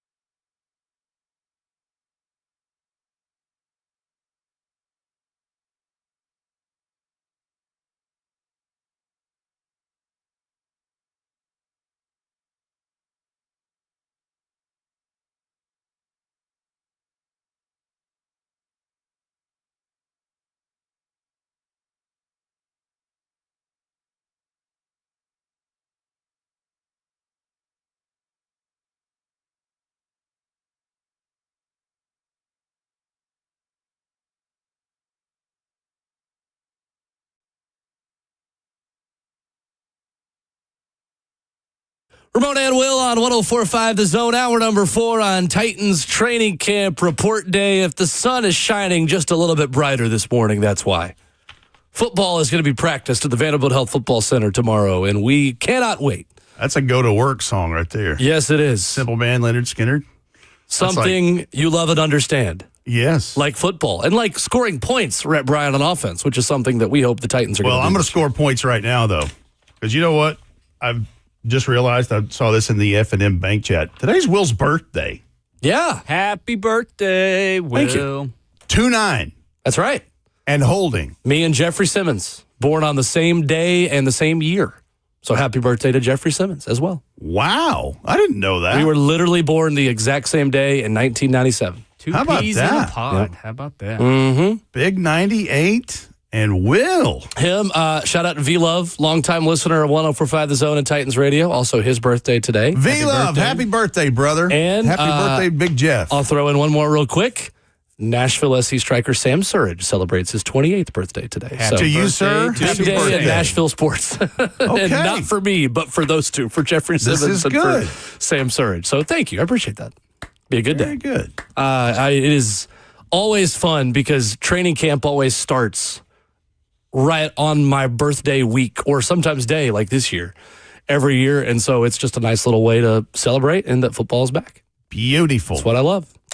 Rhett, we're going to look at the Titans offense today. Tomorrow, we will talk with you from the SeatGeek Terrace at the Vanderbilt Health Football Center. You got it all Standing in. over That's a good. practice field. That's right. You're in mid-season form. Trying to be. And we're going to talk offense today, defense tomorrow. And look at the top storylines of camp on each side of the ball. Should we start with the top of your list or the... Not bottom of the list, because if it makes the list, it's important. But right. the bottom of But the go list. in ascending order or descending order. is Up to what you. you're Dealer's asking. choice. Let's go. Let's start with number 5. Let's do it. Number 5, and listen, the stories are this. I'm going by position. That's what this really is. Yep. And number 5, although super important, is one I'm not as concerned about or am anxious to see, and that's the tight end group in this. Now, listen, I will be watching to see what happens in Washington with the tight end that used to be here for so long. So It would be Chigakonkwo. Chig Okonkwo. He is a Washington Commander. But Daniel Bellinger comes in and knows this Brian Dable offense as he spent his time in the league already with the New York Football Giants. And good blocker, good catcher. I'm telling you, you're going to be surprised by that a little bit if you don't know his game. Gunnar Helm is also, that's your top 2 tight ends in this. And how many tight ends do they keep? We'll see. Do they keep 4? Do they keep 5? They've done both in different regimes, of course. Kylan Granson comes in as an unrestricted free agent, 6-year man from SMU who has lots of experience himself. Jaron Kanek, the 225th overall pick in round 7 this year, the converted linebacker from Oklahoma. David Martin Robinson has made this roster the last 2 years, and in large part because he is a special teams guy, led the team in special teams tackles last year, as a matter of fact. And Joel Wilson rounds that group out, first-year man from Central Michigan. He was a Chippewa. I'm interested to see the deployment and the use of whoever these guys are. You figure that Bellinger and Helm are 1 and 2 in this. And in looking at the stats and the trends that have been a lot more 12 and 13 personnel, 2 and 3 tight end sets, it looks like in 2025 that Brian Dable used a lot more 12 personnel, a lot more 2 tight end sets. So we'll see how that shakes out. But that's the 5th thing I'm looking at, and I'm going in ascending order now. I think it's a good place to start, Rhett. And I think real quick on Daniel Bellinger, what is interesting to me about him is not the overall volume, but the value of his production. Meaning he may finish with 300 to 500 yards, anywhere in that neighborhood total this season. But how valuable are the plays that he does make? On 3rd and 3, him being a combat catcher with a linebacker or safety on his back, making a 4-yard catch to move the chains. I think he is a sure-handed target, And I think people in New York have spoken to us about just when you count on him, he's going to make a play. He's just not the type of tight end that's going to scare 1,000 yards. But don't sleep on him as he's just an inline wide tight end blocker. Exactly. I think it's a great place to start. Yep. Yeah. Number 4, it's kind of what we talked about just a few moments ago, and that's how does this receiver room shake out? Because your top 5, if you keep 5 receivers, you know that'll be Carnell Tate, Wan'Dale Robinson, more than likely Calvin Ridley, and then a second-year Chim DK and Elikiah Manor. 6th right now would be Bryce Oliver because he's a core special teams guy and a gunner. Do they keep 6? Do they keep 7? And if, there's 13 guys on the roster right now. I think, too, Red, another question about usage and about Chimere DK is, do you have the luxury of saving him more to be a return man first? Do you want to see more of that athleticism and speed on offense? Does he take another step forward and become more of a full-time receiver who's also an all-pro returner? What does that balance look like now? Because I think out of necessity, Chimere DK had to play a ton of snaps at wide receiver last season. Maybe that's the vision they still have for him, or maybe they can allow him to specialize a little bit more. Well, it's a very good question you bring up, and it's not something unfamiliar to Titans fans because Gen 1 Titans fans way back will remember that they got a young wide receiver from Michigan State named Derek Mason. That was the byproduct of a trade they had made when they sent Chris Chandler, former quarterback, to the Atlanta Falcons, I guess it was. And he was a big-time special teams ace, a big returner, had some big returns in the early days, and he worked himself into being a really good wide receiver with, over 10,000 yards receiving. Like, he carved himself out a place in the league.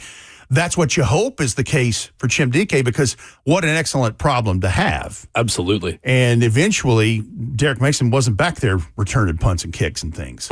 He was a wide receiver. Right. First and foremost. Nick Singleton can be a kick returner if you wanted to have Chimere DK specialize on take punts. Some of that off of his plate. That's right. You have options. I think it's at least worth considering, even if it's just putting both of them back there. Because, Red, at this point, too, when you just put Chim back there, teams are going to start just saying, you know what? We're going to take the touchback. We're not going to put the ball in this guy's hands. Couldn't you get more yardage by putting someone else back there because of who the just unknown? Gets more opportunities? Yeah, sure. Right. Sure. That's a lot to do with it. But 13 receivers, and they're going to keep 6, maybe 7. So over half of these guys potentially not in the starting lineup come week 1 and beyond. It's always the most interesting battle of camp because there are just so many options, and there's not a one-size-fits-all model of it has to be 5 guys, it has to be 6 guys, it has to be 7 guys. And it's the roster gymnastics. Receivers are exciting. What do they keep in the position group that is the offensive line? Yeah. How many quarterbacks do they keep? How many running backs? How many tight? Like it's all numbers. I think you're right, though, in mentioning what you did earlier, that Bryce Oliver is the underrated part of this battle and someone who I think has a better chance of making the roster maybe than what the average fan believes. I do. I believe that. Yeah. Number 3 in ascending order is the running backs of this. It's already been spoken by the head coach that Tajay Spears and Tony Pollard are the lead bell cows in this. You mentioned them drafting Nick Singleton from Penn State in the 5th round of this year's draft. Kalel Mullings, a 7th rounder last year. That was also a converted linebacker from Michigan. Julius Chestnut, who has been through so many changes and things. And then the Michael Carter of it all, the 5th-year man from North Carolina, who has special teams prowess and running back ability. Do they keep 4 running backs? If they do, well, you'd figure that the first 2 are Pollard and Spears, who's 3 and 4. So there's that part of it. And Michael Carter, who was a second leading rusher on one of Robert Saleh's Jets teams, who can catch, who can be a receiving back. The Kalel Mullings aspect of all this, I think, is really interesting. And again, someone that's got to be valuable on special teams. In all of this. Right? Can he be... with a linebacker mentality, because that's what he played. Mm-hmm. And I think there were times, Reddit, last year, and I remember talking about it on our broadcasts in the moment, where he almost absorbed contact a little bit too much on 3rd and 1s, on 3rd and shorts, to where... you can still go around guys. And I think You don't have to get in the mud every time. Is and what you're you saying. love that mentality that he brings, but there wasn't.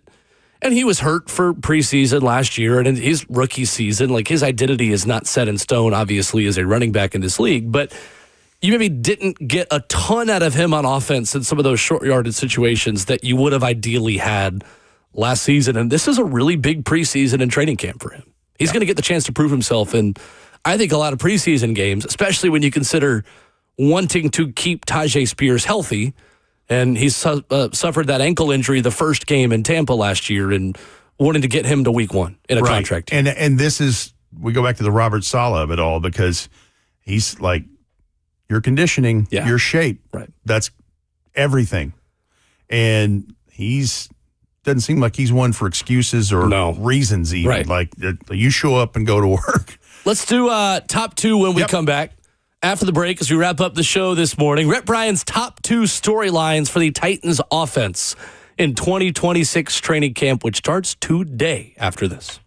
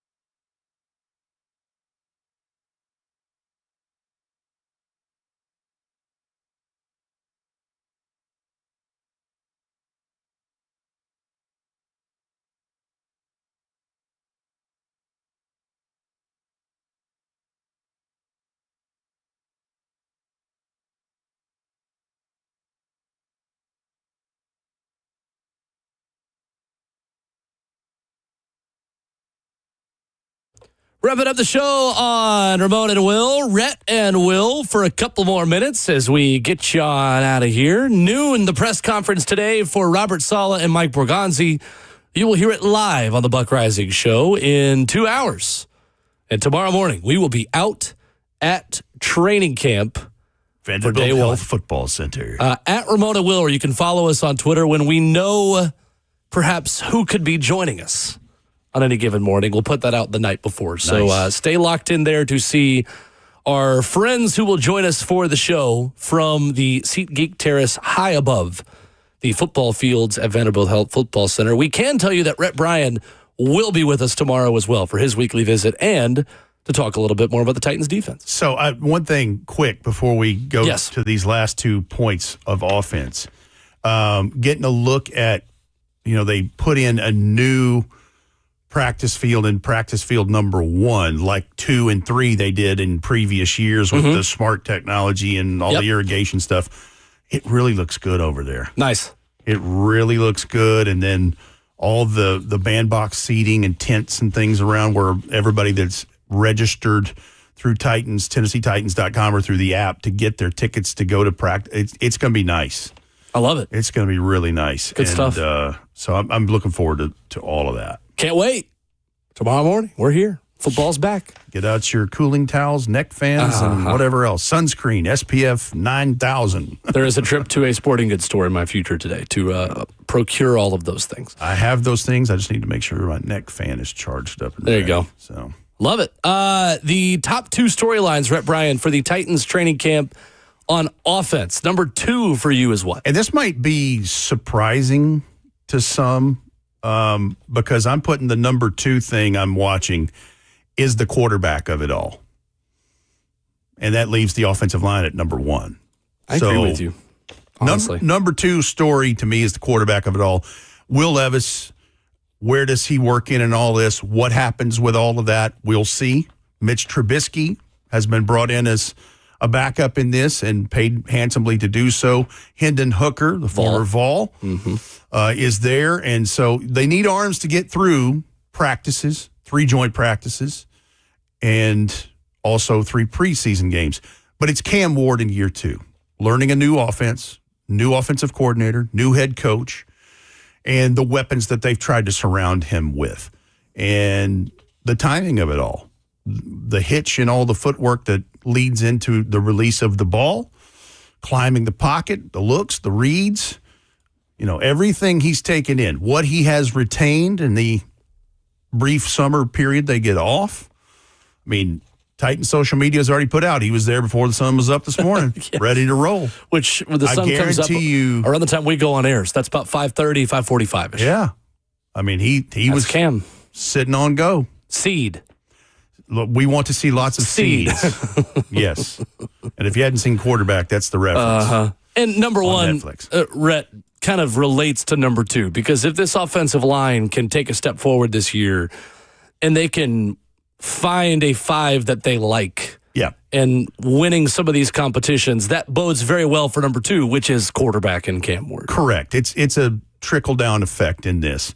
You know that Dan Moore's going to be your left tackle. You know that Peter Skoronski's going to be your left guard.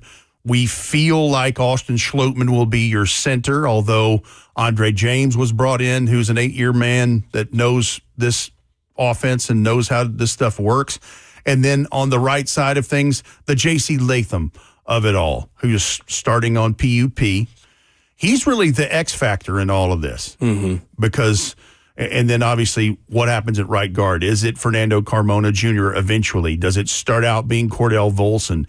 Is it Jackson Slater? You'll see some rotations in there for all of y'all that's going to come out and watch training camp practices. But J.C. Slater's the X factor of it all because you think about the 2 tackles, accepted penalties, 21 of those. And now let me say this, though. In J.C. Latham's defense, down the stretch, he's better. Allowed 1 quarterback sack, 5 penalties, and I think 3 of those were offsides. So there was improvement in the track there. So let's hope that more of that continues. The offensive numbers of it all tell the story, and that's my number 1 story in this with the offensive line because of it leads to how well do they run the ball, how well does Cam Ward stay upright and get it to the receivers and the tight ends. Rushing yards per game, 93.5. That's 30th from last year. 4.2 yards per carry. That's 21st. Third down percentage, 31.9%. That's 31st. Time of possession, average time of possession, 29 minutes and 8 seconds. That means the defense had that ball for 40 minutes, a lot. 35 plus. That's 25th in the league. 16.7 points per game. That's 30th out of 32. Man. And your giveaway, takeaway, turnover margin, -5. That's 25th. Yeah. Can't do any of that. No, you can't. You have to improve those numbers. And so if your starting five is there and clicking and rolling, you get that 4.2 a carry and 93.5 yards per game up. That's only going to pay dividends in the rest of those places, including number one, the one that is him, Cameron Anthony Ward, the quarterback in Tennessee Titans. The seed thrower himself. I think you certainly need to pick up where you left off at the end of last season and running the football, because we saw a direct correlation between this team embracing the dirty part of run blocking, and I mean dirty in a good way, part of run blocking in Cleveland. Tony and Tajay did a lot of that good work. They did. And Tajay Spears last season, again, small sample size, forced more missed tackles on catches than any other running back in the NFL. Like 32? I believe like that? it's right around that number. So can this team start the season with the cold weather football mentality of what they had in Cleveland in the snow, that, hey, we got to run the football today in order to win? And what Cam Ward said it on quarterback before the Chiefs game. And what you see all access behind the scenes, he goes, we got to run the football this week. Like, we got to play football. Listen, it's a passing quarterback sexy league. But if you can't run the football, it can get rough. And I think especially for this quarterback and for his propensity to play hero ball and to try to do a lot on 3rd and 8 and 3rd and 9. Well, what happens if we turn those to 3rd and 4? And not get in 3rd and chains, to tip the cap to Coach Mack, who said that so many times last season about when you get those wide splits and defensive ends. No, I don't have to look inside to see a running back. I know that I've got one thing on my mind, and that's getting after the quarterback. You make life harder on offensive linemen who need all the help they can get for this group to get better. Running the football better directly correlates to your tackles being able to protect Cam Ward better. And defensive head coaches, as you know, Rhett, love to run the football. Yes, they do. Defense and run game. Let's get back to that this season. And by the way, Emmett Jones in the F&M Bank chat, between Brad Hopkins and Ramon Foster, how can we not have the best analysis of the Titans offensive line, the most scrutinized position on the Titans in 2026? Well, and that is well said, because that you've got an LT and a G, a left tackle and a guard who played very well, both of those gentlemen, that will be able to give us insight. Absolutely right. It'll be fun. I love it. And it'll be even more fun tomorrow when we're at Vanderbilt Health Football Center, training camp practice number 1. We made it. Football is back. Welcome back. Tomorrow, we'll watch football. You'll hear bullhorns, whistles, mowers, and our analysis. You'll hear Rhett Bryan. You'll hear Ramon Foster. You'll hear myself. And we can't wait. Back at it tomorrow morning, 6 a.m. The Buck Rising Show is next, and a Titans presser at noon.